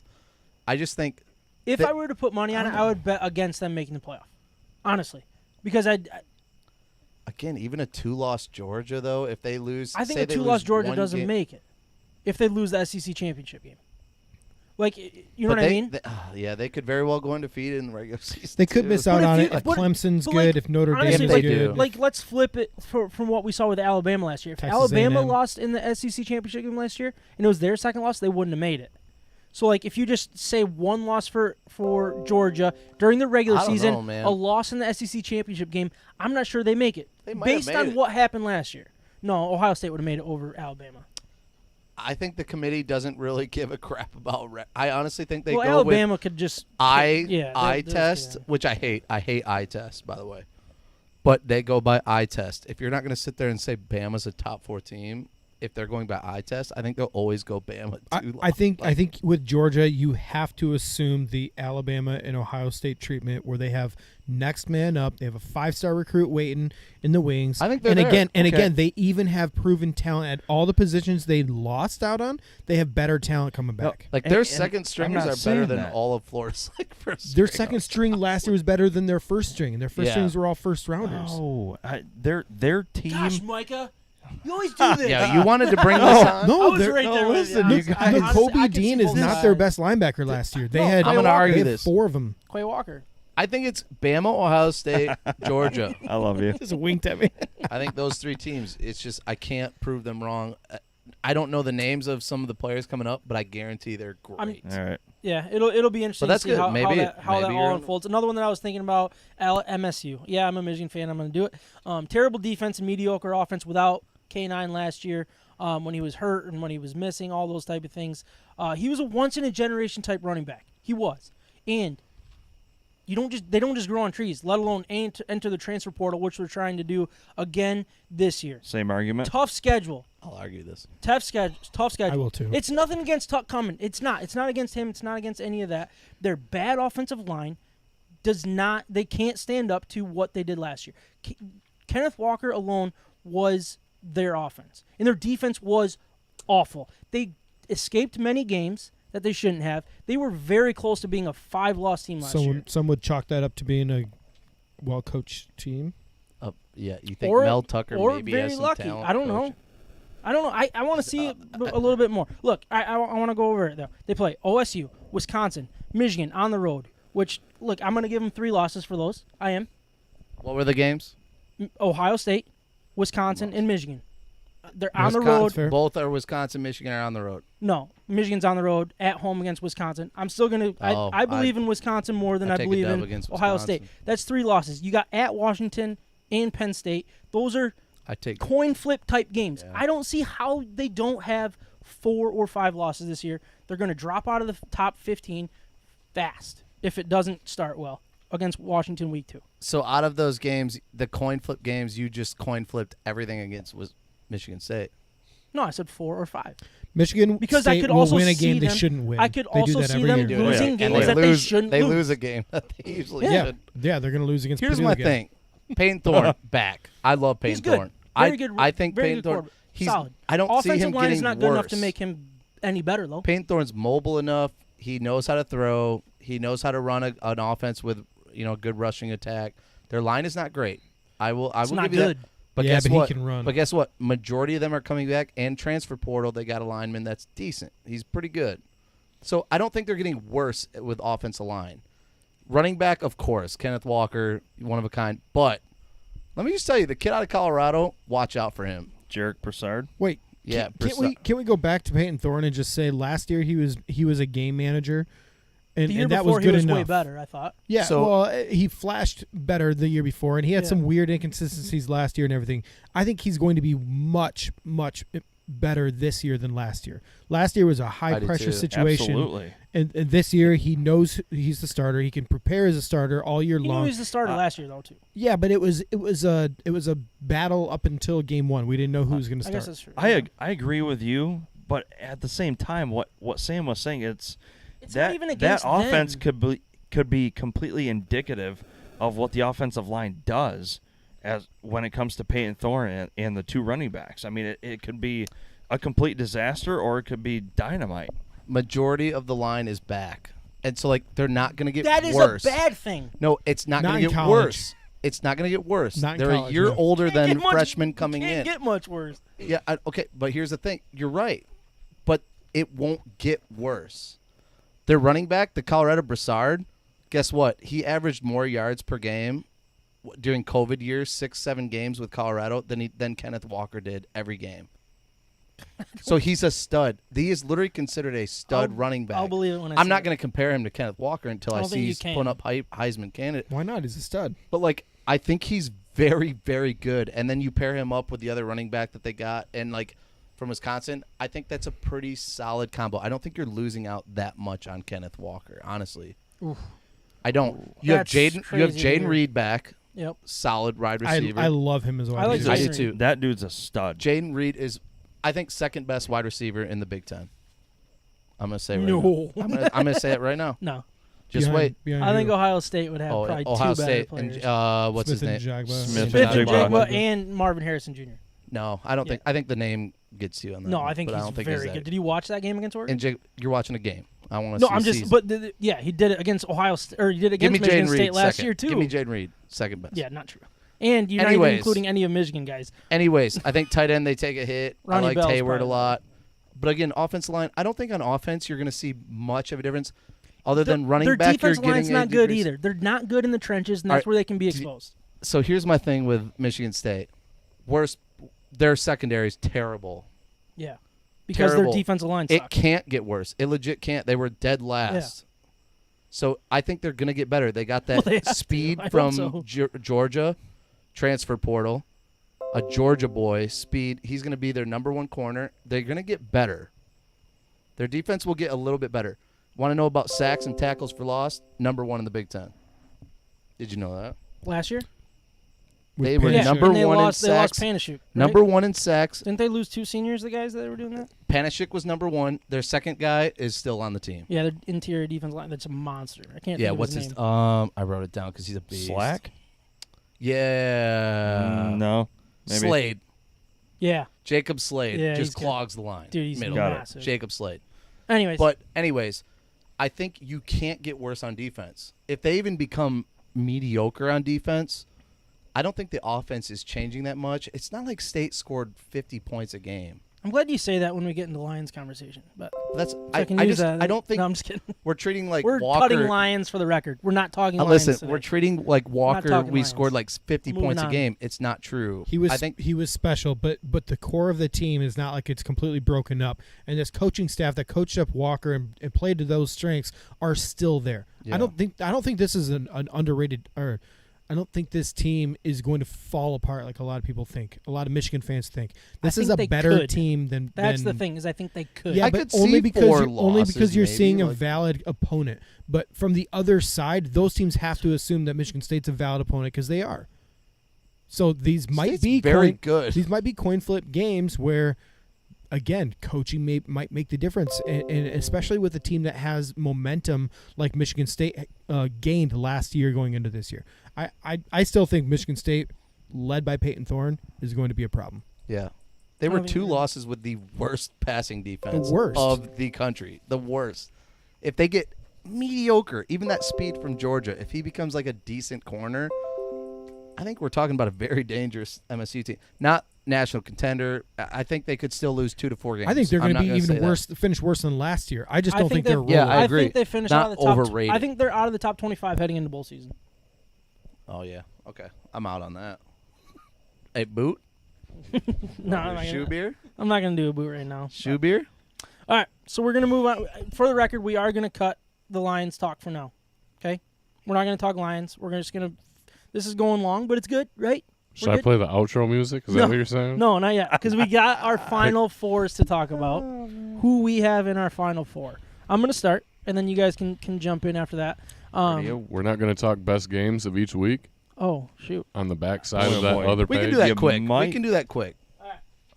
Blaze We're through it, getting ahead of That's a gentlemen. blazer. That's a I think blazer. I have Holy cow. That's a Sam blaze. figured out the print on both sides sheet button on the printer settings. All right. You need We- to, you need to figure out how to disable that because I don't like this. I know I don't like it either. Like, I did where it to am try. We had 5 guys today. I didn't want to waste too much paper. So Especially this quality, man. This is like 4 oak And trees. Heisman All right. and Heisman talk. all right, so I'm gonna kind of go quick here. I don't believe you. But week 0, I think the best matchup, no question, is Nebraska versus Northwestern. It's a Big Ten matchup, best of the bad games, week 0. But it's week 0, it's football, right? Big No Ten. one's going to argue that. 100%. What did I say? Did I say Big Ten? I thought I did. But. Y- All right, week 1, I think has a pretty solid slate. You got Cincinnati against Arkansas, 2 teams that people are pretty hopeful on. Don't care. You got Oregon and Georgia. There we go. That's a good one. Utah, Florida, which is a sneaky one that I think Florida could catch a highly ranked team off guard. You got Notre Dame at Ohio State and Florida State at LSU, which is just brands. I'm personally going to lean towards Notre Dame, OSU. I think you Easy. got, 2 top 5 teams right there? Yeah, and that's it's easy. crazy to say that over Oregon and Georgia that quick, but it with that slate, man, It's not crazy. I'm with you. it's a really If good Notre slate right if there. Notre Dame wins this, they're in the playoffs. To be honest with you, no, I disagree.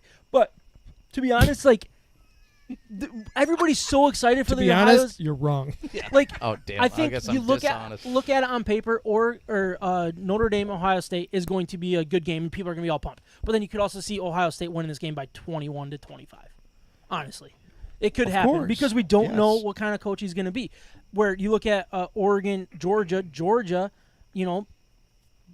replacing a lot of players, and Oregon trying to make a name for themselves. I feel like that game will probably end up being closer than the Ohio State Notre Dame game. But what on paper, you can't go against Notre Dame Ohio State, right? I would absolutely love to see Notre Dame just win at all costs That'd be awesome. against Ohio State because it's going to make Buckeye faithful go completely mad.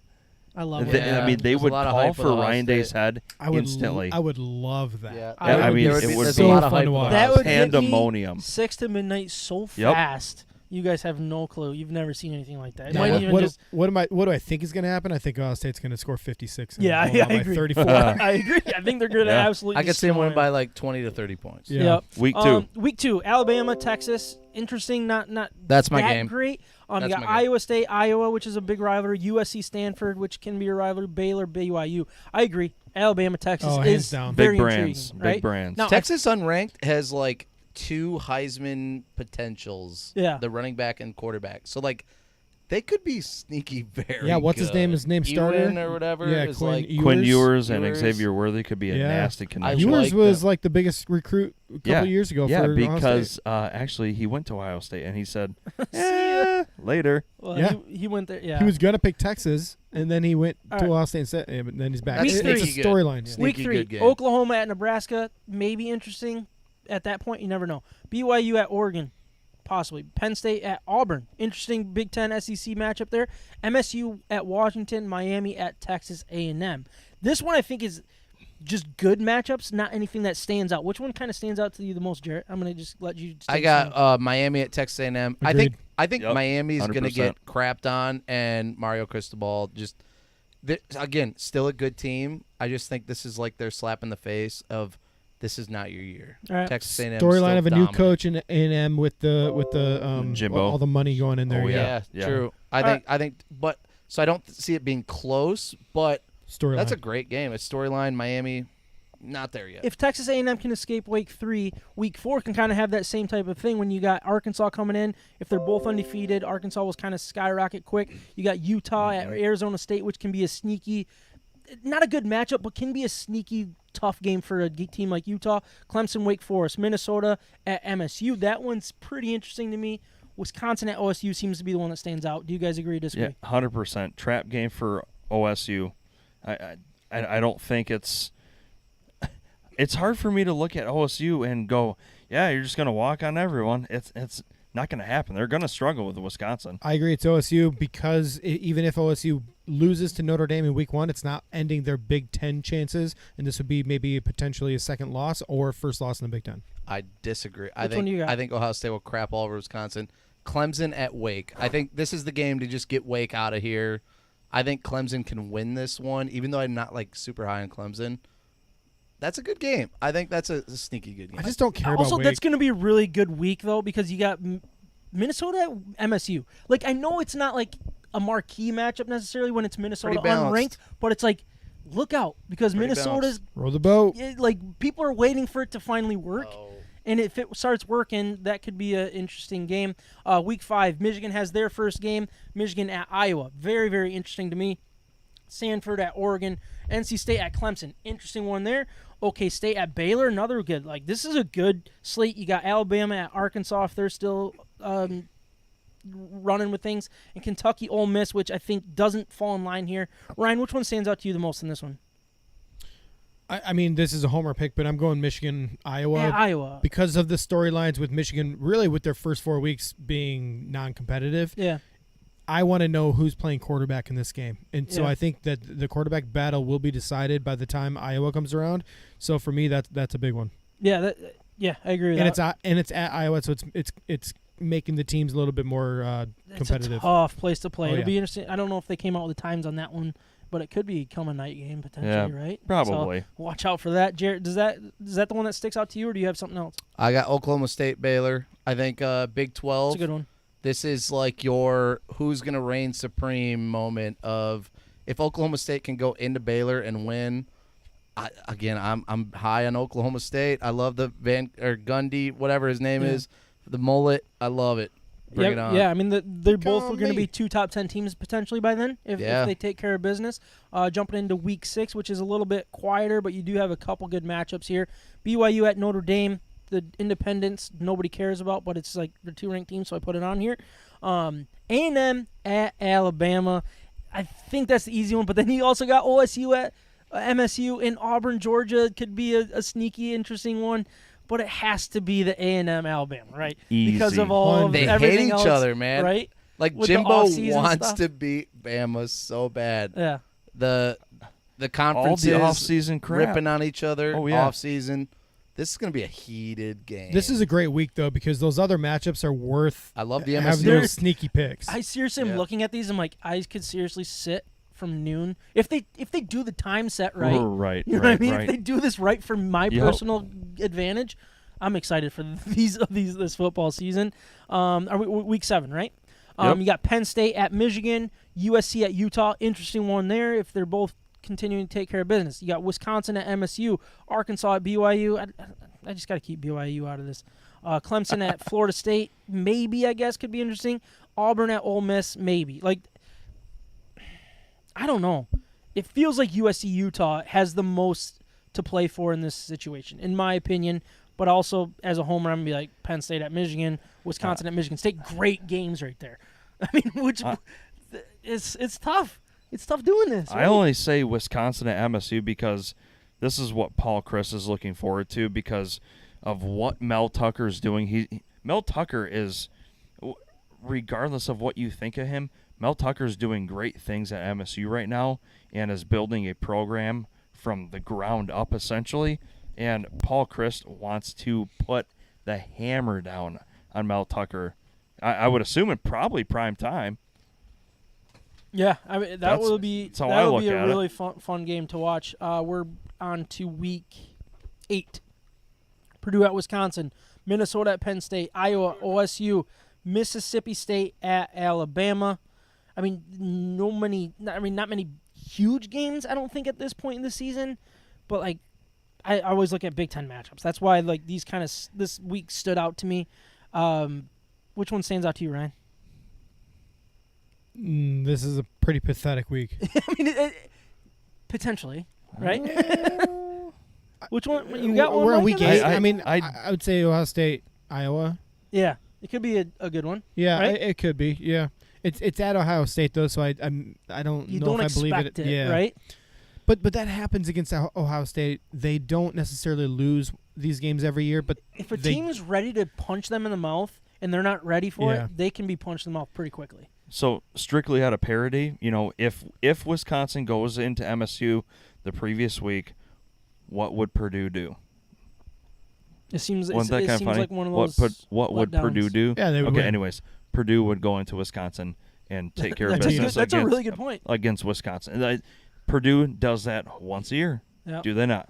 Week 9, Utah at Washington State, Michigan State at Michigan, Northwestern at Iowa, Florida at Georgia, OSU at Penn State, Ole Miss at Texas A&M. Come on, I mean, guys. look, we're obviously Michigan the State crap. fans here.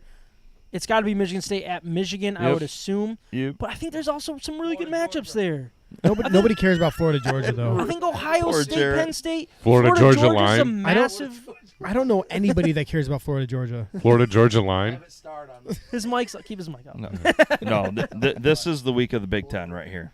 It feels like it. Big But Ten. at the same time, where I look at Michigan State, they could already have 3 losses here. Is it really that big of a game?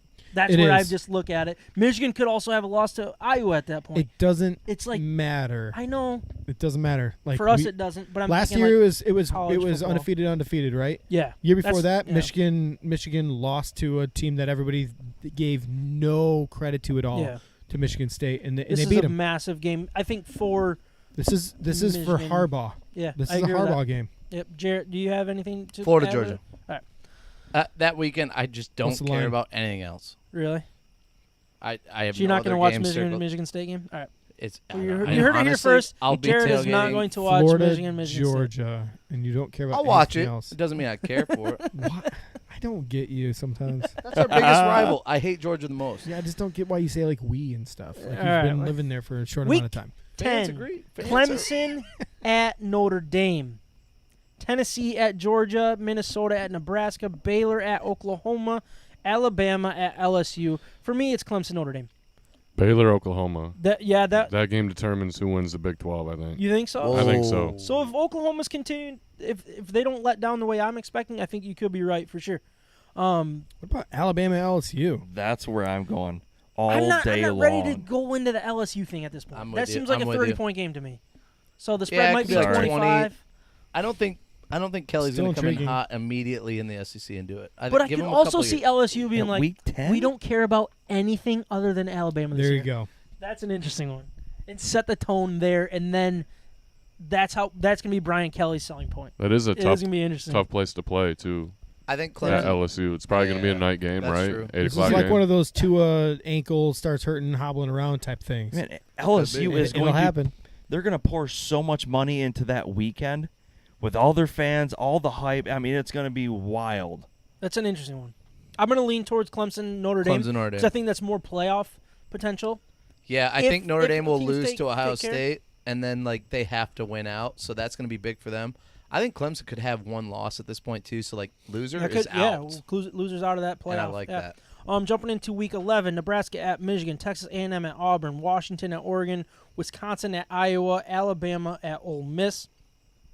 I think the Alabama-Ole Miss one's interesting, but I'm going to go with Wisconsin at Iowa because of that. That could settle that side of the Big Ten. Absolutely. Where I don't think Alabama-Ole Miss is –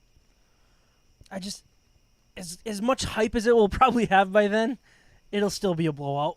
Like that's just the way I look at it when it comes to Alabama in these big games. Yeah, I mean, I told you earlier, I'm kind of like sneaky on the Ole Miss train with Lane Kiffin, so like I think this could be like one of those trap games. But is it of any Alabama. different than the last couple of years? Because I've been sneaky on Ole Miss, But and that's it I know. continues to be and I that agree. same thing. Their you know? offense can be that good. Yeah, where they because can of their beat quarterback. They Bama. lost their quarterback who's going to be Week 8 starter. I just think Once they're his that knee's good. healthy. Carolina. Just watch out. I just think this could be sneaky, like watch out game. I'm not necessarily necessarily saying Ole Miss is going to win, but yeah, I mean I could see like as far as the Big Ten goes, the winner of this game could easily be the winner of that side Guys, of the it's division. Washington, Oregon. Everybody is going to be paying attention to two- Pac-12 football, baby. 2 future Big Let's Ten calm teams. down here. I think those You've had a little too much juice. those Lewis. two- Yeah, juice got loose. those two Juice is SEC matchups that week could be super intriguing if Ole Miss and Auburn maybe entered their matchups with Texas A&M and Alabama with like one loss and those other teams being undefeated. Yeah. And be One of them That's- will be there. I love Auburn. Auburn sneakily wins a crazy game every year as well. So This like, could be that game. yeah, I mean Texas they A&M. that could be like in a way like a 4-position swing for one of those teams potentially. Good point. Not saying that's going to happen, but When does Auburn play Alabama? Yeah. Where's that? Never mind. That's usually towards week 13. Oh, Week 13? well, we introduced both. Yeah. That's a big game. You're getting to the nitty-gritty. You're getting those last couple weeks of the little season. rivalry Yeah, action. absolutely. Week 12, Western Central, obviously a big one here in the state of Michigan. That's my pick. Wisconsin at Nebraska, USC at UCLA, Miami at Clemson, Utah at Oregon, Georgia at Kentucky, OK State at Oklahoma, Ole Miss at Arkansas are the headliners, if you will. Obviously, Western Central, I think that was a joke. That it's the Yeah. biggest one? Okay. Gotta love that rivalry, I just though. had to Shout throw out it to in the there. Chips, Fire Up Chips, although they have freaking McElwain, who's I just hope a Western failed wins week Florida. 1. I'm just saying. Fire up Chip Broncos. Screw Fire- that. Go fire Bronx. Broncos. Western, baby, all the way. I hope Western wins week 1. That's all that matters Oh, no, I don't. against Ohio or Michigan State. Win That'd trouble. be so John, disappointing. what are you going to say? You're going to say something? Which one I stands didn't. out? I didn't know if that was Western Kentucky versus Central Kentucky, but right. That could be it's too. good. I it's good think to know. Western Kentucky might be the plays same week. Alabama that week. No, but the one that really stands out to me is Utah at Oregon. Could be interesting. Could be 2 highly rated teams. That one stands out. I've got What am I missing here? Oklahoma State, Oklahoma. I think That's a good one. As you mentioned before, like Oklahoma versus I think Baylor. Yeah. I think this is the game that Okay. decides the Big 12. I think one of these teams might be undefeated or one loss. This is the game that if they win this, I think they're going to win Kind of like a strength of schedule and game. go to the playoffs. You know? I think the Big 12 I will don't have think- a playoff No, team. I disagree with that. I That's think fine. they're going to beat each other up. This I don't is think my- anybody stands. All right, we don't need to get back into This that. is Man, my I- opinion. Ryan, you got one? You're wrong. I'm going to be honest here. Sneaky pick would be Kentucky's better than we think because their quarterback is really good, and then they've got something to play for against Georgia. That would be big, just because of how high profile Georgia is. Or just be playing spoiler. Yeah, exactly. I'm not necessarily predicting this to be the must watch game, but I think it could have a lot of impact. I think again, like with parity, I think the USC UCLA matchup with Chip Kelly still out there at UCLA, good running back, USC, the whole Lincoln Riley story, and they're both coming into the Big Ten shortly in a couple of years, and I like that matchup right there, kind of the battle of LA. And then we got week 13, which I think we all know which one stands out the most to us. But you do have some other good matchups. You got Nebraska, Iowa, which could be interesting. Florida, Florida State, just a big rivalry. Notre Dame at USC. MSU at Penn State. Like, these are becoming really big games. Minnesota at Wisconsin could be sneaky good. Pitt at Miami maybe turns into something. Auburn, Alabama, you never know what's going to happen in that in-state rivalry. But you got Michigan at Ohio State. It's the game for a reason. We're Big Ten country mostly, so we're going to probably lean towards that. Yep. And based on what we're seeing, it seems like it could mean a lot. So, Jarrett, do you agree or disagree with us? I'm assuming we all agree with that. I have Michigan, Ohio State. It's always a fun game to look into. I do think that it's one of those that this could almost be like where we've been seeing the past few years as far as like Bama and Georgia. I kind of see that almost happening where like if Michigan wins, Ohio State and Michigan could both maybe technically sneak in or whatever. Yeah. I could see that happening because I mean, this is a little precursor, but I think Ohio State's going to be undefeated at this point. So I think that could happen. If Michigan pulls this off, holy cow, we got 2 big, one-loss teams. So this is a big game. I do also really like that Notre Dame USC game. I think Notre Dame was going to lose to Ohio State, but I think Notre Dame has a chance to sneakily win out until this game. If Notre Dame beats at USC or wins at USC, you're talking about them playoffs too. So like this is a big game for them. USC is going to be good with Lincoln Riley. That's probably like my number 2, but Michigan, Ohio State for sure. Yeah. It's easy to say like, oh, last week of the season, it's a win and you're in matchup, and I think that's one of them. Like you said, Notre Dame, USC. If USC runs the table too, you got That it is. Yeah. 2 one-loss teams playing that game. Both teams potentially being like on the verge of making the playoffs, sneaking Could be in. a really good week of football. Same with Michigan and Ohio State, obviously. I think with Alabama too, this is not necessarily a year where Alabama's just going to run the table and they're a shoe-in for the playoffs. This could be a impress me type of week. You better win with style points over Auburn, which is not easy to do. Yeah, that's a good point. 100%. Getting into real quick, I want to move through this if we can. Who is your on paper Final Four? I will go first. Sweet. I got Alabama, Georgia, Michigan, Ohio State. I feel like everything. Oh, you got it happening. Michigan's going to beat Ohio State again. I got all 4 of them in. I think it's going to be 2 conferences. I think a little precursor. I think the college football playoff is ready to embrace. Make a point to be like, we need to expand. They're ready to do it. I think if you show 2 Big Ten teams against 2 SEC teams, that will be the final dagger and expand this mother effer. Otherwise, this is going to continue to happen. That's what I think is going to happen this year. Well, if A-hole didn't get us kicked off, I think mother effer. Yeah, I think I'm allowed to say that, mother right? effer. I think I'm allowed to say that. Unless you're talking about a mother heifer cow or something. You might guys- be all right. Mother effer. You guys Chocolate give milk? your Final use that. Fours. Yeah, I'm going to I'll use the keep it going. restroom as I listen. I've got Alabama, Michigan, Clemson reestablishing, and Ohio State. Bunch of homers here. What? Now everybody, I understand one, but now You got Michigan everybody's and gonna Ohio have State? Michigan and Ohio Yeah. State. Who was it? Say it again. Alabama, Michigan, Clemson, Ohio State. Okay, you got Clemson. Okay. Yeah.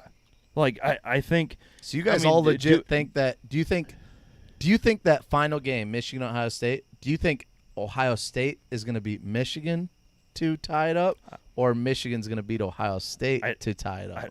I don't have a gut feeling, to be honest It's with got you. to be the other way. Michigan has to beat Ohio State. Michigan to get the will lose respect. one game before Ohio State, and they have to beat Ohio That State. has to be the way that both of them get in. I think so. Or are you saying both are undefeated? So, or you think? Oh, you think they're both under? Oh, I don't think that. I think it's almost. That's outrageous. I think it's almost impossible to lose that game, and then you're not even in the conference championship, and then you get in. I just think you look at recent years and the number of 2-team Big Ten contenders in the top 4. It doesn't happen, guys. So why are we picking 2 Big Ten guys, Back-to-back picks Final in the Final Four? It does not happen. It's never happened in the Big Ten before. Last week I should have done 3. That's what I should have done. No, but last year, like we had an opportunity for that to happen. It has to be a perfect storm. It's not going to be a perfect storm. Clemson last year did not make the playoff. Yes. We didn't have a Pac-12 team like usual make the playoff. Notre Dame did not make the playoff. Last year should have been the year it happened, right? It could have been No, a but you had year. Cincinnati that was undefeated. Yeah, exactly, and that's what I'm saying. You're going to have a random undefeated I just team don't see that'll that. get the nod in front of 2 Big Ten teams. But I and really, there's you gonna be really 2 look at SEC the teams that are teams. supposed to be like potentially to do that. You look at they have pretty tough schedules. Like Cincinnati had a pretty easy schedule outside of Notre Dame last year. That was the one game they had to win, and then the winner of that game got in. Is basically how that panned out. It's not going to pan out that way. You're not going to have that random undefeated team that can shake things up. It's really going to be 4 major conference teams this year, and that's why I think they're going to do it. I think they're ready to pull that trigger, and just be ready to put 2 of the same conference in there. That's just the way I look at it. Cool. Ryan, do you want to go or me? Yeah, you're ready. You go first. All right. So We're gonna I figure have this out. Ohio State. I have Alabama. I've got Georgia. I just feel like those 3 are a lock at this point. I just feel like with recruiting, with their schedule, even Georgia, you lost a lot, but like our side, I'm going to say our because Florida, but Oh, okay, got it. our side of the SEC, like the SEC East is not very, it's okay. Georgia should by far beat all of us every game. So I think us, you mean those Florida. Yes. Got it. Those three teams are locks. The 4th one is a wild card. Nebraska? Oh, hell no. Oh, he's deciding between Notre Dame, which he's going to go with. No, I'm not. I'm not going with that. You might go Notre Utah. Dame. Notre Dame is close. NC State, sneaky. But I'm going to go Oklahoma State. I just think the winner of the Big 12, it might not be Oklahoma State. That's my pick, personally. But I think someone from the Big 12, whether it's Oklahoma, Texas, Oklahoma State, or Baylor, one of those four will be sneaky good with one loss. They will sneak into that 4th spot. I picked Oklahoma State. I'm going to go with them. I like their quarterback. He's back. They had a great year. They were literally like inches away from beating Baylor in the championship game, and they would have gone to the playoffs if they won. That was a crazy game. Crazy game. I think that of all the teams, Baylor, new quarterback, even though he's probably a little bit better, but new quarterback. There's new coaches. Oklahoma's different coach. You have Texas, all these new crazy. I just think Oklahoma State's the more consistent. They have everybody back. I think they can get there. Winner of the Big 12 will go. John or Ryan? I got my 4. Go ahead. I'll be last. Bama, Ohio State, Clemson, USC. USC. Oh, you're on the Lincoln Riley, even though he's man. Great quarterback, great wide receiver. They'll put up points. Wait, you're saying Solvay or whatever his name is, a great quarterback? Slovis? No, who did he get to come from? The USC he got the guy from Oklahoma. Caleb Williams? Yeah, Williams. Caleb Williams. Yeah. Worked for them in Oklahoma. Yeah. Looked really good, but that also looked really bad. Worked so for them it in was Oklahoma. very interesting one. I didn't put that together. Yeah. Okay. That's an interesting one. USC is very, very interesting to me. I almost penciled in Baylor in that 4th spot. I'm with Jarrett. I think a Big 12 team could get in. Pac-12 could be the same way. I'm just gonna lean with USC, USC and the brand, and if they can win those big games, that's not bad. All right, I gotta decide. Drum roll, You're not gonna do it. I gotta because decide I called you about out. my heart, what my heart wants me to do when picking Michigan, and because can I just tell you that they have a better offensive line this year than last year? That was their strength last year. They have more wide receiver depth this year. They have a better quarterback situation. Better running back They situation. have a more dynamic running back situation. Their offense looks better. Defensively, they lost a huge part of their defense on their defensive line at their end. Hutchinson was However, the only hold on. reason. No, they had No, both. They they Only also Alabama had can Daxon do Hill, who was that. a first-round pick, and Ajabo, who Okay. would have been a first-round pick. Okay, I He am didn't saying blow out his- overall their linebackers and secondary are going to be way better than last year's team. So I don't think they're going to take a major step back. They need to find their guy to create pressure, because that is something they need to find. I don't think it's with their starting group right now, but one of their freshmen or one of their sophomores are going to step up, and it's going to be a major impact. Okay, now that's what my heart wants me to Before you move say. on from Michigan, I just want to say, people that are talking about how Michigan's going to take a step back on defense. Since Jim's been there since 2015, he had the 19th overall defense, 5th overall defense, 8th overall defense, 16th overall defense, 14th, 115th, 98th, 15th in the COVID year, and then 13th overall defense. That's what they are. They are in a reload situation when it comes to defense. Yeah, they lost a lot. It scares the crap out of me. But what we know about Jim Harbaugh's defense that he brings in, the recruits he brings in, new defense coordinator, scary as well, but they are in a reload cycle is what they're in. And I think you cannot assume Michigan's going to have a massive drop-off because you lost who they lost. And all these guys learned from Aiden Hutchinson. They developed that work ethic. They developed all the David. Why is Ajabo their types. secondary going to be better? Why is Michigan State's secondary going to be better? DJ Turner took over. That's hold exactly. on. You want to go that route? Yeah. Why is Because they can't get any worse. It's the same. That's why Michigan State's going to be better. Exactly. But Michigan's going to No, be better why, because they actually no have matter true how talent. bad they are, Michigan State will be better than what they were last year. Okay, the reason is because DJ Turner is a legit stud in this defense. He took over midway last year a as year a starter. older. And then That's Jamon a Green. thing. Jamon Green, I have always believed in his athleticism and his ability to cover. All he needed to ever do was turn his head and look for the ball. And so being a year older and a fifth-year senior or whatever he is, he's going to have the confidence and time on the field to learn that lesson. And Will Johnson is going to play. If he doesn't, Will Johnson will take his spot. So you guys all agree Michigan will beat Ohio State this year? No, I did I'm not saying say that. No, I started this No. conversation. Oh, so what was your Final Four? Michigan, baby, over Ohio State. Holy crap, let's go. That doesn't make any You just like primed me for that. I wasn't even gonna do that. So Ohio but it's my State's gonna pick. lose 2 games It's my pick before now. this. No, I never said Michigan was going to beat Ohio State. All right, hold on, guys. My picks: Michigan, no Ohio State in there. Michigan's in. Final four. You want to Love it. boot I've it? got Do you wanna Georgia. Shoot it. No. Shoot beer. Do you want to? All right, Jared. I'll Then chicken he'll- out of this He'll one. boot that if you're going to boot your Oklahoma State in the playoff. That's so different. Is it? Wait, is it my boot? Oh, Hold on, is it my it's boot? different, That's huh? such a different Hold on. topic. Hold on. Is it my boot? Is it my boot or is it like? It's my boot. I got stinky boots. I'm not doing that. Yeah. Micah already denied Yeah, my you're shoe just- boot bet. It's because your boot bet was bull crap. Your boot. I think it was actually it been a was pretty Ohio fair bet. State, wasn't it? I don't remember what it was, but it would have been a good one. I think Moving it was on. a boob bet. That's what I heard right It there. was But- Georgia Boob? making the playoffs. Oh yeah, Georgia making the Hey playoffs. guys, You wanna come on! bet? I've got All right, yeah, Georgia all right. in there. I've got Michigan in. I've got Clemson in, and I've got Texas A&M. Whoa! Oh, I'll drink to that just because I baby. want that to almost happen. at this point. Alabama's Hey. I'd gone. love a good little throw together. See ya, Bama. I Mich- love that. Michigan doesn't beat Ohio State. They're in, and Texas A&M is in too. Yeah, so Ohio State's going to lose With- 2 games with before Georgia. I love that. Michigan I love that. John, you want some of this All one? right. or No. tie. And I don't understand the hype with Clemson. I'm very interested to see what they I do. don't care about the This hype. is I why I'm actually on don't NC think they're State good. train. I don't think I'm they're on that NC good. State I don't train think at they're this good, point. but I think they're good enough to Exactly. win and get into the Correct. playoff. Their where conference I'm is at. just that Oh, they're bad. so Yeah. and they have a That big bad. enough Honestly, name. I'm not sure any team gets in, or from any other conference Oh, other there than will be teams that get in. well, from outside of the Big Ten or the SEC that can get in with a loss. That's the way I look at it. I'm not sure anybody else can. Disagree.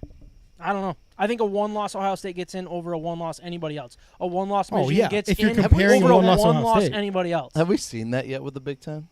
Like What, two? I honestly teams? can't remember No, 2 teams. No, we haven't. Like SEC is the only one that can Yeah. basically pull that off. Oh wait, are we sure? Did Michigan State and Ohio State? Oh, Ohio State didn't make it that No, year. didn't I make think it. that was Yeah. the year that they couldn't And that's get not in. even a dig. I think they were just honestly was undefeated. curious because I think they were undefeated that year and they didn't get in, right? Wasn't that Urban I- Meyer's first well, I year, think- like after the scandal or whatever? Yeah, I think Ohio they were.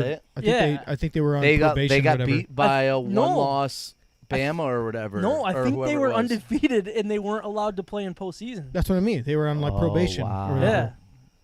Shout out to Urban. Urban, I love you. Yeah. Herb, you're a what special. is Jim Rome called Forever, him? The forever turd. support. What I don't is know. Jim- I don't know. What is the, it called? Oh, I heard this. Yeah. I'm a big gosh. Urban guy. It's a pun on like. What is he? I don't know. Let's stop. Let's stop Yeah, talking let's and get- think. Yeah, no, yeah. Let's Let's just have a this is minute. terrible airtime. Let's have a moment of silence for I Herb. hate when we just sit there I know for we like can't do a second. airtime. It's like, oh boy. I what heard do that we he got a. Did he get a contract on for Fox. Michigan or Michigan do? with Fox. Yeah, he's gonna be back with Fox. All right, Oh, he I is? heard somebody Yeah. just ranting, a local guy ranting about how terrible of a deal that was. That is totally wrong. Because He Urban is- so He's a good. great analyst. I know, Like, and I he's a heard great analyst. a local So analyst good. talking about how terrible he was at being an analyst and how boring he was. And he breaks every single rule of TV, which is being boring. And I was like, I actually As kinda a like his person, insight. he's a I scumbag. As a person, he's a disagree scumbag. completely. He You is listen so to him, good on TV. His mind, you can just hear why he is a great coach. He was just going Yep. through a midlife, He midlife can break crisis. down. you know. Yeah, It's like a exactly. Tony Romo of like I can listen to him, and you Didn't realize even know who like Derrick Henry was. how Whatever. great of a quarterback he can read stuff just off pre-snap. Like that is Urban Meyer. It Oh, literally so helps good. the general public understand football to another level. John, Yeah. where are we at with time right now? You don't want to know. Oh No. shit! Micah's watch is right there if you want to take a peek at it. I don't know. We're, No, we're, we're not that bad. Ouch. Well, I mean, like the total time that we've been recording. Yeah. Yeah, I mean, we started kind of on time, so if you can just take 3 2 hours. and minus it from Hold 10. on. I'm just Is it gonna three? All right. Let me just jump in. This is college football preview. This is the biggest part of the year for you guys. It really is. So screw it. We should go long. Yeah. We're All right, long. I'm Lions, excited to get baby. into this, Yeah. honestly. Yeah. Lions. Let's Yeah. go. No. Like, all right. The last part we want to talk about was Heisman candidates. I don't think we need to get into it. I think we're getting rid of that. What? You want to talk Heisman? Just Why- real why quick, would real you quick, even bring who wins it the up. Heisman? Who wins the Heisman? Aiden Hutch, babe. Excuse me? Say what? All right. I'm gonna go out on a limb and say this is Will Anderson Jr.'s year. I think they're going defense. I think college football is going to see some crazy stuff this year. A defensive player is going to win the Heisman Trophy. He should have been there instead Bama? of Aiden last year. He's going to be there this He's year. That's Bama, not, right? He shouldn't have been there instead of Aiden. I think he should have been He's there. Bama, right? Yeah. Yeah. Okay. He's a stud. Yeah, he's Absolute stud. unbelievable. It's going to be the first. He would have been the first overall pick this year. He's unbelievable. if the team doesn't need a quarterback. Yeah, He would have been the first overall pick last year.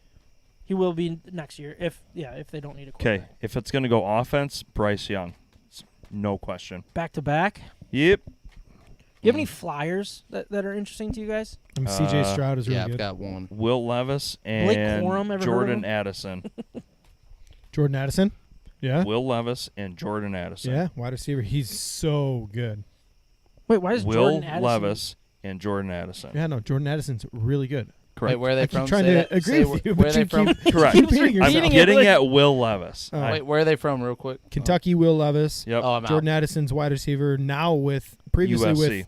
with With Pitt, Pitt. and now he's with USC. Yep. I'm out. Okay. Both of those garbage picks. All right, who do you got, Jarrett? C.J. Stroud. Who do you think's going to win? And then C.J. give Stroud, us a favorite. sleeper. Nope. I honestly think Ohio State will be undefeated this year I agree with that. because their offense is so ridiculous this year. Smith and Jigba. I'm huge into them. I think their running back could do it, You're into them? and I think Oh, their running back. Who is their running no, back? Travion Henderson.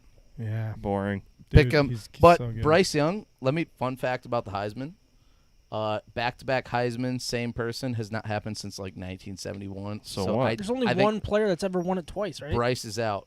I'm out on Bryce because that hasn't happened in like Why? 50 years. Why? Because the NCAA Herschel won't Walker? allow it? Yeah, Is it Herschel? It might have been like a big Yeah. name person like that. Herschel. It might have Isn't been he Herschel. running for governor? No, somewhere? I don't think so. I think it was a quarterback because Johnny Football used to be compared to this guy all the Maybe. time because he won it as a Kid- freshman, right? John, check that out. Johnny Football won as a I'm gonna freshman. make John yeah, check but he, that out. he John didn't win Doorboss, again. But check it out. everybody picked him for back to back. But that's first the time only since reason the I didn't go quarterback. Bryce. Bryce has a good shot. I think he's second, but I just the problem with Bryce is I think that he'll split votes with Will Anderson. So I think that will kind of hurt him in that side of it. defense is so hard, man. I just don't. I think Quinn Ewers from Texas, potential. That one's very. I actually interesting. like that one. I was going to talk about him. Potential. John, He's my who- fourth. Arch- Caleb Williams is fifth for Archie? USC. Archie Griffin. Archie Griffin. Oh, that was the wow. That was Yeah. one that went back to back. But Or I think two. that the I don't know if it was Heisman back-to-back. has come to the fact that you have to be a national championship contender to be a Heisman, which I hate, by the way. I It's hate stupid. that because I I will do go too. I'm not a fan of that. Kyle Trask. I'm just going to say this as a All right, let's move on. No, as a No, listen, let's move on. Texas I'm wide just- receiver. Who's the Texas wide receiver that Oh, went? that's messed Xavier up, bro. Worthy. Xavier. Were you really gonna go with? All right, never mind. That year his stats were insanely better than Bryce, but like Bryce won. All I right, tried whatever. moving on. I tried. I What? know. Kenny Pickett, right? Wasn't he a candidate? But I'm just saying, if you lose 2 games, you're out of the Heisman. He Well, didn't lose to You Bryce have Young. to look. You have to look at teams that are going to be national He didn't champions. Oh, lose I to agree with Bryce that Young, though, completely. right? I agree. What? He didn't. Kyle Trask did not lose to Bryce Young. That's what you said. Who was that 2 years ago? When we almost beat Bama with Pitts and all them. It was a shootout. It's Who so was the funny Bama how quarterback? little we actually care about who wins these type of things. Because I don't What, remember Mac who won 2 Jones? years ago. Mac Jones It won. might have been Mac, and Mac might have won the. Mac Jones won. No, it was. No, it was the wide receiver. Williams or whatever. Yeah, it was That- the Williams. Devontae- Devontae Smith. Smith. Yeah. Smith. Yeah. Like Smith. Trask numbers were insane. Smith. Smith. Very American. Popular name. name. Guys, come on. Popular name. But I just think the Heisman has changed to you have to be a playoff team. Yeah, almost. no, you Heisman's actually. coming. Can I agree throw a with that. couple Ridiculous. sleepers out there? I'm going to go Do with it. the Hendon Hooker and Jack Miller III. I don't know why. Hendon Hooker, I'm out on that. Hendon Hooker. Tennessee quarterback, Sounds like right? somebody that Deshaun Watson would vote for. I'm buying the hooker. Jack Miller III just sounds like a How Heisman much? winner, right? Just the name. Jack boot. Miller III. How Jack much are Miller? the odds? How much are the Yeah, odds? Oh, Hendon what does Hooker. $100 get you for a Whoa, How hooker? much is whoa, the whoa, hooker whoa. for the odds? Yeah, 6,600, Oh, way too 6,600. expensive. Where'd you for see me. Jack Miller? I don't know. He's down there on the Hendon right hand side. Hooker? I really think Jackson Smith and Jigba really Hold could on. pull this thing off this year. And I know he's pretty high on the list Well, and he he's a wide can't without receiver. C.J. Stroud. And that's the reason he's going to have a chance because C.J. Stroud knows about him Which and one? he's going to just light him up. Yeah. Wide me- receiver, Ohio Give State. me a second here. Hang on. Oh, Another Jigba. Smith. And Another Jigba. Smith. Smith Yeah, and Jigba. I think quarterback Stroud. I think your running back Javion Williams or Njigba. I don't know why I'm so high on Ohio State this year. Dude. I just think their offense is going to be 50 points a game. You just love them. Sorry, Dude, you guys. God, Urban has convinced me. John, I'm sucking you, in. you can Herb. you can retract sorry, that I statement am. about Jack Miller. That's Ohio State's second string quarterback. get that? Why is he Oh, on I don't. here? Wait, Yeah, I don't know. didn't No, Jack I Miller know die? you don't know, but why is that moron on this list? Hold on. I'm sorry. Jack Miller died. All He's right, a rapper. why is Blake Corum on this list? He's not even going to be our number one running back. John, Yeah, Jack he Miller's is. a rapper. He No, he's died. not. Yes, he is. No, Donovan Edwards. Is that correct? Definitely gonna Nope. take him. Mac Miller. Oh, that's Mac Miller. He Sean died. Clifford. I don't mean to laugh at that. I was but going to say Sean Clifford. Like, how is Sean Clifford in his 8th year in college? He's I don't been there understand.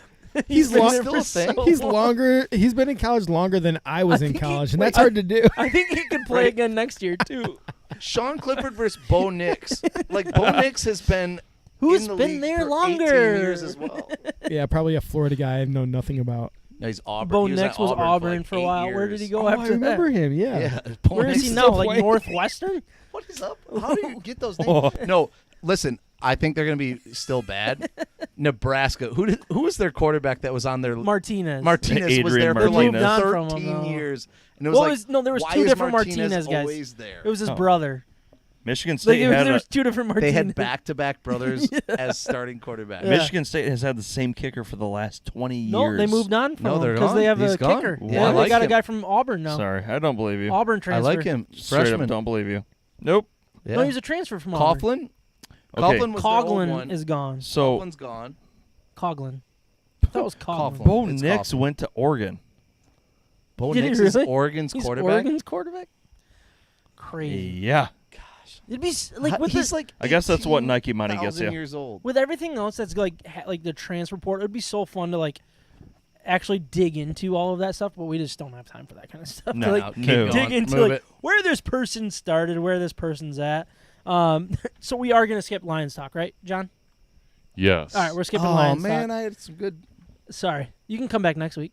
No, I can't. No, where you at? Pitbull concert next week. You- Van Andel Arena. Wait, you came all the way to Michigan to see Mr. Worldwide? Van Andel Arena, aka Mr. Worldwide. Dale. John, there we go. From the Red Wings to Michigan State, we're talking about it. This is State of My Sports. Look, I'm not even going to apologize for going long with college football because it's college football.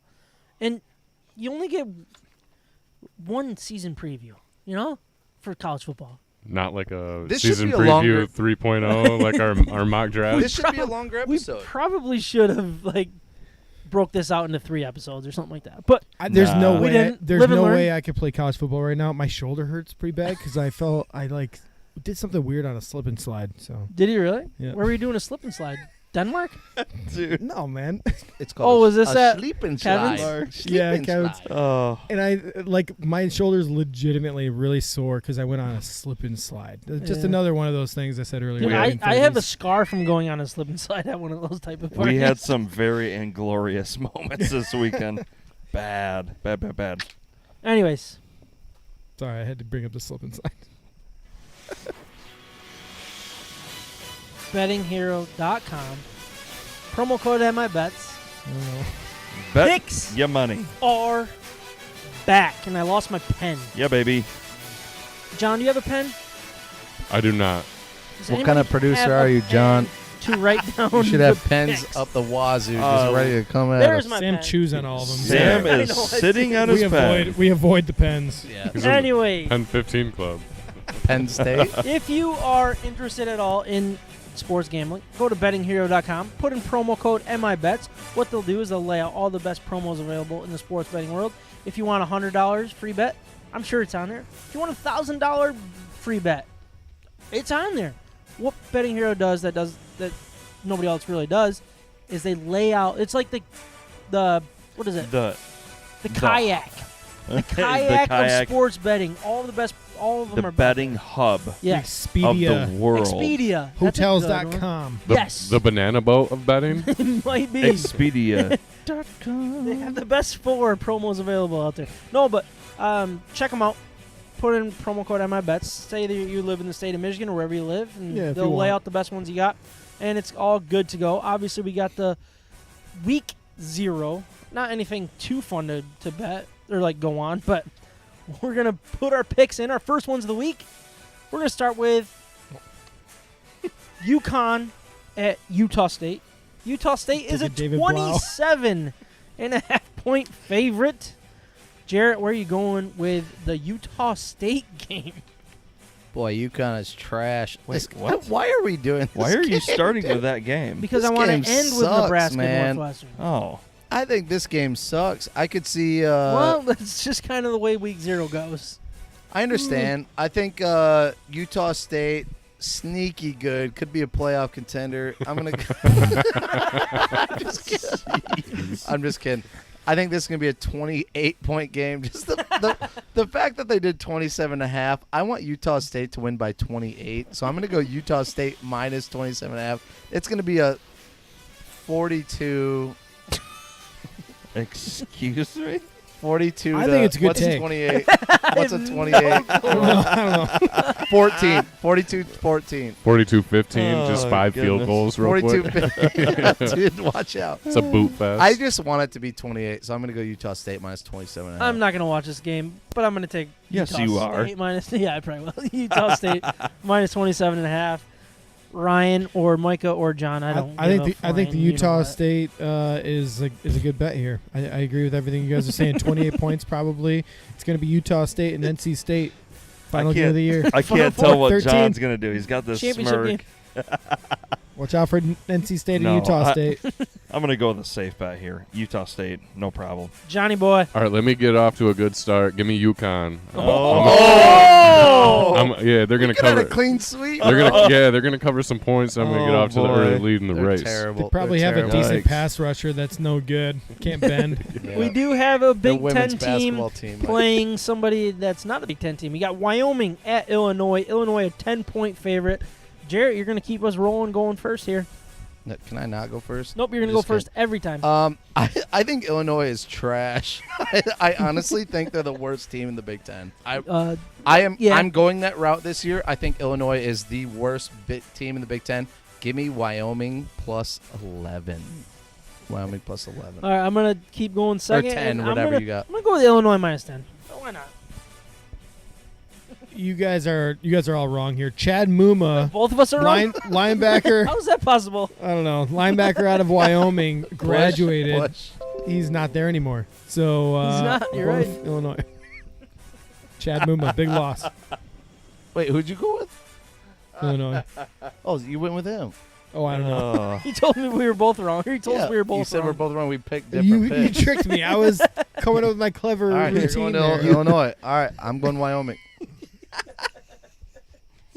Mike or John, I don't care. Yeah, give me Wyoming. Let's Yeah. go, John. Yeah, Jarrett will be in second place because I'll have the early lead with No. the UConn game. We got a few left. Still think I need Muma's John there. to pick first next round. Micah, who you got? Jeez. Big Ten football. Come on, guys. Don't make a mistake. Let's go. Wyoming? Yeah. What? No. Yo, Josh Illinois. Allen. Josh Allen, top pick. NFL North draft. Texas against UTEP, the biggest game of the year. North Texas at UTEP. There is no spread. What's the spread on the? Wow. It's just a toss up. Oh, they're sheet. just playing. Well s- done. All right, they're playing straight up. Yeah, straight All right, up. cool. All right, we'll just do Coin it straight up. Pick a winner. It Don't is. give It's a spread. pick. I'll go first. UTEP. Oh, I'm out. Dang. North Texas on this one. I love North Texas in this. Oh, really? Now, Yeah. Yeah. it's a very balanced approach, but I think Sure. North Texas squeaks North. this out by 3. Game-winning field goal. This is a close matchup with just a toss up pick here, straight up. So I'm going North Texas too. Let's go, Ryan. I knew you'd. Green Machine. UTEP in a Green blowout, machine. baby. Isn't that too lame? It's a blowout. Yep. I'm going to go with the home team. I'm assuming they're home. I don't know if it's probably on a neutral site. That just confuses the crap out of me. I'm going to go UTEP. Oh man, it just crinkled up my sheet. Is UTEP University of Texas El Paso? Sure is. All right, give me the Pasos. Yeah. Didn't you already make the pick? Pesos? Yeah, UTEP. You just doing it again? John I'm with two doubling. I'm wins. doubling I down love on him. this He's on just this like- week 0. So Or that's nothing. worth 2 points for you. All right, next we got Vandy I'm game at with that. Hawaii. In Hawaii, that's a tough place to play. Plus 7.5 for Hawaii. Jarrett, you're going back to starting us off. Yeah, He's Vanderbilt. going SEC. Anyways, moving on. No, I'm not. So Vanderbilt lost their He has room defense. for conferences. They lost their head coach, who I like, George Mason or whoever. He No, was that's a actu- school. George Mason is the name No, of a Mason, school. whatever Mason. Mason Rudolph. Bill. He was a Rudolph sneaky Red-Nosed good Reindeer. coach. Vanderbilt will never be great in the SEC, but I think he was a great coach. He left to be a D coordinator somewhere. I'm going to go Hawaii. I think this is just a tough game. You travel to Hawaii? Isn't Vanderbilt the coach that said that he's going to be the next? He did. He said he said at some. No, he said something like, we will win. We will be the Alabama or something like that. We brought that in our Save It or Shred It episode. But nothing wrong with it. You should always have confidence. There's so much wrong with it. And always have a girl kicker go out there and embarrass herself. Yeah. I think Hawaii wins this +8. Hawaii wins, you said. Yeah, even. You guys are freaking confusing. Didn't you just go on and on about why Vandy's going to win? No, I said Vandy with Mason would have been good, but Mason left. I think Vandy's in shambles. Georgia Mason. Yeah, Vandy's in shambles. Hawaii is going to win this game outright. All right. +7.5. Outright. Yeah. All right. Rainbow Warriors. You sold me. I'm taking Hawaii. Rainbow Warriors. I didn't give a flying F about this game. Now I'm going to be really I know, intrigued. but Vandy new coach. I'm going Vandy. Oh, you're an idiot. No, because hear me out. Sheet, They're all Ryan? going to be happy The because they're in SEC. Hawaii. It's an experience for them to go there. So they're Wait, all you going to be in a took good Vandy? mood. I'm taking Vandy.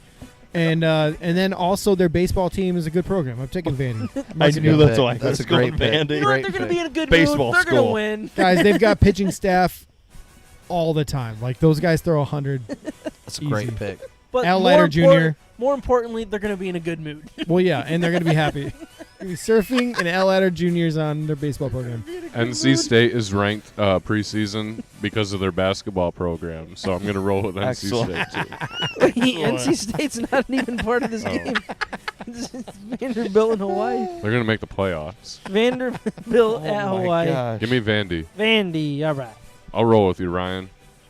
I like it. Damn Micah, rainbows. where you at? Give me the flying her rainbows. Flying or fighting? I don't know. Flying. Give me Hawaii. Are they rainbows or just rainbows? No, rainbows. Rainbow Warriors. I put Hawaii and rainbows together. Oh. Her rainbows. Got it. All right. Hawaii. You have Our to fly last to get there. game of the week, the big one. You got Nebraska against Northwestern. They're playing where? In Scotland? Ireland. Dublin, I yeah. knew it was one of those Ireland. That'd be Crazy. fun to go Fun to. game. crazy Fun places. game. You get Northwestern +13. That's a Dang. lot of points. I saw yesterday when I was looking at this, it was off the board. So I'm assuming there was something that came out. I didn't dig into it. But Northwestern +13 seems a little odd. Jarrett, where are you going with this one? I love this. I think this is you have to take Northwestern easy on this one. So, fun fact, you can actually bet Northwestern over 3.5 wins on the season. I think this is one of your best bets of the year. Whoa. Yeah, listen, Fitzgerald has BettingHero.com. Betting Hero. Fitzgerald code has MFX. only gone back-to-back losing seasons twice in his whole entire regime with Northwestern. Out of Man. 10 I think they're years going to be of coaching. better. They're going to be better Maybe 6. than what you think. 3.5 is the over/under for wins. I think I heard this take earlier. This is a win. I think this is a win. Northwestern is more decent than UK. They're not going to be great, but Frost, I don't trust him. This is You agree? either an outright win, but I'll give me the 13 points or whatever. That's great. You taking Northwestern, value. Ryan? No, I'm taking Nebraska. I think I'm hedging my bets here. I'm going Nebraska right now. And earlier what I said about Northwestern being pretty good, I'm just covering my bases. Hedging. You're just hedging bets at this point. How many points did you get? I think it's going to be a low-scoring game, so give me Northwestern with the 13. Let's go, Johnny. Yeah, me and Jarrett will be in first and second. We're going to be having a good time. Dude, you just outrighted me after that one. Wow. Micah. This is the beginning of the end of Scotty Frost. Give me So- Patty Fitz and the Wildcats. Cheers to that. Yeah, Scott Frost is done. I Stick a think- fork I think in him, this baby. is the end of I this think is the end. Yep. exact opposite. I think this is the beginning of Scott Frost at Nebraska. After 13 years, Oh, you cannot say that as a Harbaugh fan. I can say He's whatever I been want. there less than 7 years before Harbaugh had I his could win. give a crap less. Scott Frost sucks. I You agree should with hedge that. it. Terrible You should head hedge coach. it. Like I Ryan. agree with that, but I'm still going to saying. take Nebraska. I think Nebraska could be a very, very sneaky team. They were very unlucky I'm either gonna in be a right lot or of I'm their gonna be games right. last year, including Michigan and Michigan State. It's a win-win I think if Nebraska's you ready hedge. to do this thing and ready to compete in the Big Ten, whatever direction. they're in. Northwestern blows. I agree with that. I think Northwestern's going to be bad again. I really do. I think Nebraska's going to be should we go solid. to this game? That's the real question. Yeah, if you can get tickets and a plane ticket. I'll look at. Can we all go on a work trip? Yeah, let's go to work in a different country. Hey, come on now. Come on. It's exhausting. Well, we're 2.5 hours in now, right? 2.5? Oh, yeah, we're like 6 seconds away from 2.5 if we cut out Paradise It's Outlaw at the college beginning. football. It's worth Like it. we are here. You know what? College football. Let's get into the This Lions. is a record. This is a record. Yo, I would do the Lions. This is a record. If we include Paradise Outlaw, we're well over 2.5. I say we regroup and just go Lions talk. The only I'm way down. this is the only way this is you don't have not to tell me. I the feel only way good. this is not a record is if we include all the technical difficulties when you were gone that one time and Trav Oh, I remember that. yeah. did a farewell till, did a 2:00. farewell to breast cancer survivors. Thank you for your struggles. Thank you for struggle. That's the only thing that can compare to this timeline right now. Funny thing is, this has been one straight shot. You guys Yeah. had breaks after breaks after breaks. They were technical difficulty breaks. Yeah. They weren't planned. Yeah, this. Well, maybe they were planned. Anyways, both are Lions. equally stressful. Lions. I'm gonna hit the drop. Drinking craft beer, having fun, and talking sports in the state of Michigan. You're listening to State of My Sports. Why are you guys looking at each other? Why are you guys doing this? Jared, do you want to talk more or something about the betting or what? I want to talk about Lions. No, we're not talking Lions. We're gonna watch. I'm only here once a year. We're gonna watch basically. Hard He's Knocks, gonna go. All right, Oh yeah, we're gonna talking watch Lions. and then maybe we'll jump back in and I wrote notes about Lions. You want me to go through them real quick? Yeah. What all time of does them. Hard Knocks start? It Here's what's started gonna at happen. 10, Wide receivers. But then we can rewatch. Guess it. what? And Quintus Horton Cephas is Tenneco. gone. He's gonna be dropped. Quintez? Quintus Cephas. Yeah, he sucks. I feel bad that you. He's gotten hurt and he's prepared. out. You should feel really bad. We should talk about this. I wrote a lot of I notes. think you should just show up on Tuesday, next week Tuesday. I have Pitbull concert. Pitbull Worldwide. concert. What about Monday? Why don't we We'll just go do Monday. We Monday? can do Monday. If you want to do Monday, Might be able to. I don't We know can if I talk can. about that off Let's air. think about Ryan's it. out. Ryan gave up immediately. Can't That's do it okay. Monday going to 11:30. All I can say, listen, Vikings talk real quick. Jalen Naylor Oh, is come on. impressing a lot of people. Yeah, in because camp. he's really good. That's why. He actually Yeah. was a kind of a steal. I in that know, fourth he's round, fast. Fifth round, he's Yeah. fast. Deep threat. Anyways, all right, here we go. Sam, what do you got? We got our beer grades, which we're getting into now. You guys good with that? I honestly don't even remember what we were drinking tonight. Ryan, grab the orange It can. was so long ago. This is what we're drinking now. Tell me what This to was do. the second one. Lucky for you guys, there's going to only be 4 beer grades tonight. Because you didn't drink any of it. I didn't get in on the Yes, Transient. that'll save us the 30 seconds that we needed to save. All right, guys. This is Claws Are Out. This is a double rice IPA. What the Yeah, heck? that threw me off. Double rice Double IPA, rice. 7.8. This is a rice beer? It's kind of ricey. All right. Or racy. I actually kind of like this. 7.8% from Transient, Artisan Ales. Like, what do you guys think? I don't know. I gotta I think re-drink it's- it, to be honest with you. I think it's got a bit more crisp than the Juice is Loose. So the Juice is Loose, I think Ryan was saying earlier that it felt heavy or just kind of drank heavy, which compared to Claws Are Out, kind of does, right? Yeah, It's a this lot is, lighter. Yeah, So- Juices Loose is a double IPA, 8%, so very comparable. 7.8 to 8. For sure. Seems like the biggest difference between the two is just standard, Right. And Beer now versus the rice remind beer. yourselves that, these are a bunch of guys that just kind of talk what they like. We don't know a whole lot about the I processes. know everything about it. And, like the different types of beers. I Don't get you it. put that on me? But listen, don't you put that on me. But no, honestly, these beers are really, really good for what they are. That the Juice is Loose is fantastic for, a juicy IPA. If you like but the flavor, but that this extra- rice beer, like Very smooth. we started getting into these rice beers last year about this time. Yeah, we when did. When Kyle was still on, we went through Who? this. Yeah, that man Kyle. We went through this small rice phase of kind of going through different beers that we would get from Siciliano's that, it was like, try this rice beer, try this, try this, try this. And it was, I don't know what the rice does to the beer. Ask your beer buddy. I have no idea. But that beer is really, really good. it's really light, really crisp. Yeah. The fact that this is a 7.8% is kind of mind-blowing. Yeah, I did not see that coming. Yeah. So, good. So yeah, again, the difference 8% versus 7.8. There should be no difference according to the description versus it's really just rice versus normal. So comparing them head to head, like I obviously like the juicier one, the flavor, like the extra juice, extra flavor. Like I said, Yep, and juice is better in my opinion. But that rice one is very interesting for how smooth it is to get that amount of alcohol, and I like those type of things too. So I like both of them. I'm gonna go with a 8.4 for the Juice is Loose. I'm gonna go with a 8.1 for the rice beer. Claws are out. Claws are out. All right, I'm going to nice. go mine. Claws are out, 7.8%, 7.8 score. I think that's like a legit It's a good beer. I could drink a couple of those. Very dangerous. The Juice is Loose. Let me just tell you, the Juice, Jarvis Landry and NFL, that's his nickname, Juice. He's number 80, 8.0. All right. That's my ranking. Saints. Well Juice, done. Juice is a little bit better than Claws are out, but very close. He's with the Saints now. Yeah, Saints. Yeah. O.J. Simpson was driving 80 miles an hour in that high-speed chase, Ooh, too. and Wasn't he's he loose. the Juice? He's loose, right? And he's the Loose. Juice. Yo, we're getting into something here. Juice got loose. Conspiracy theory? The glove don't fit. You must have quit. Conspiracy theory. I Transient. wonder if you poured it into a 16-ounce glass if it would fit. No? All right.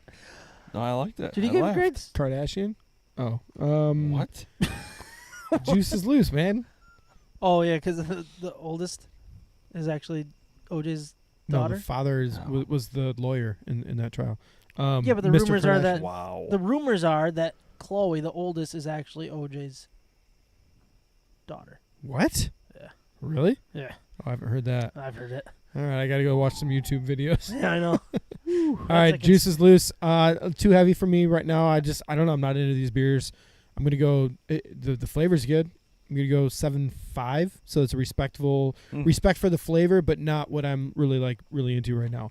I'm gonna go with an 8.2 for the Claws are out. I think that's a really good beer. I really like the rice. I think the rice beers are kind of, I don't know, they're easy to drink. To me, carbs.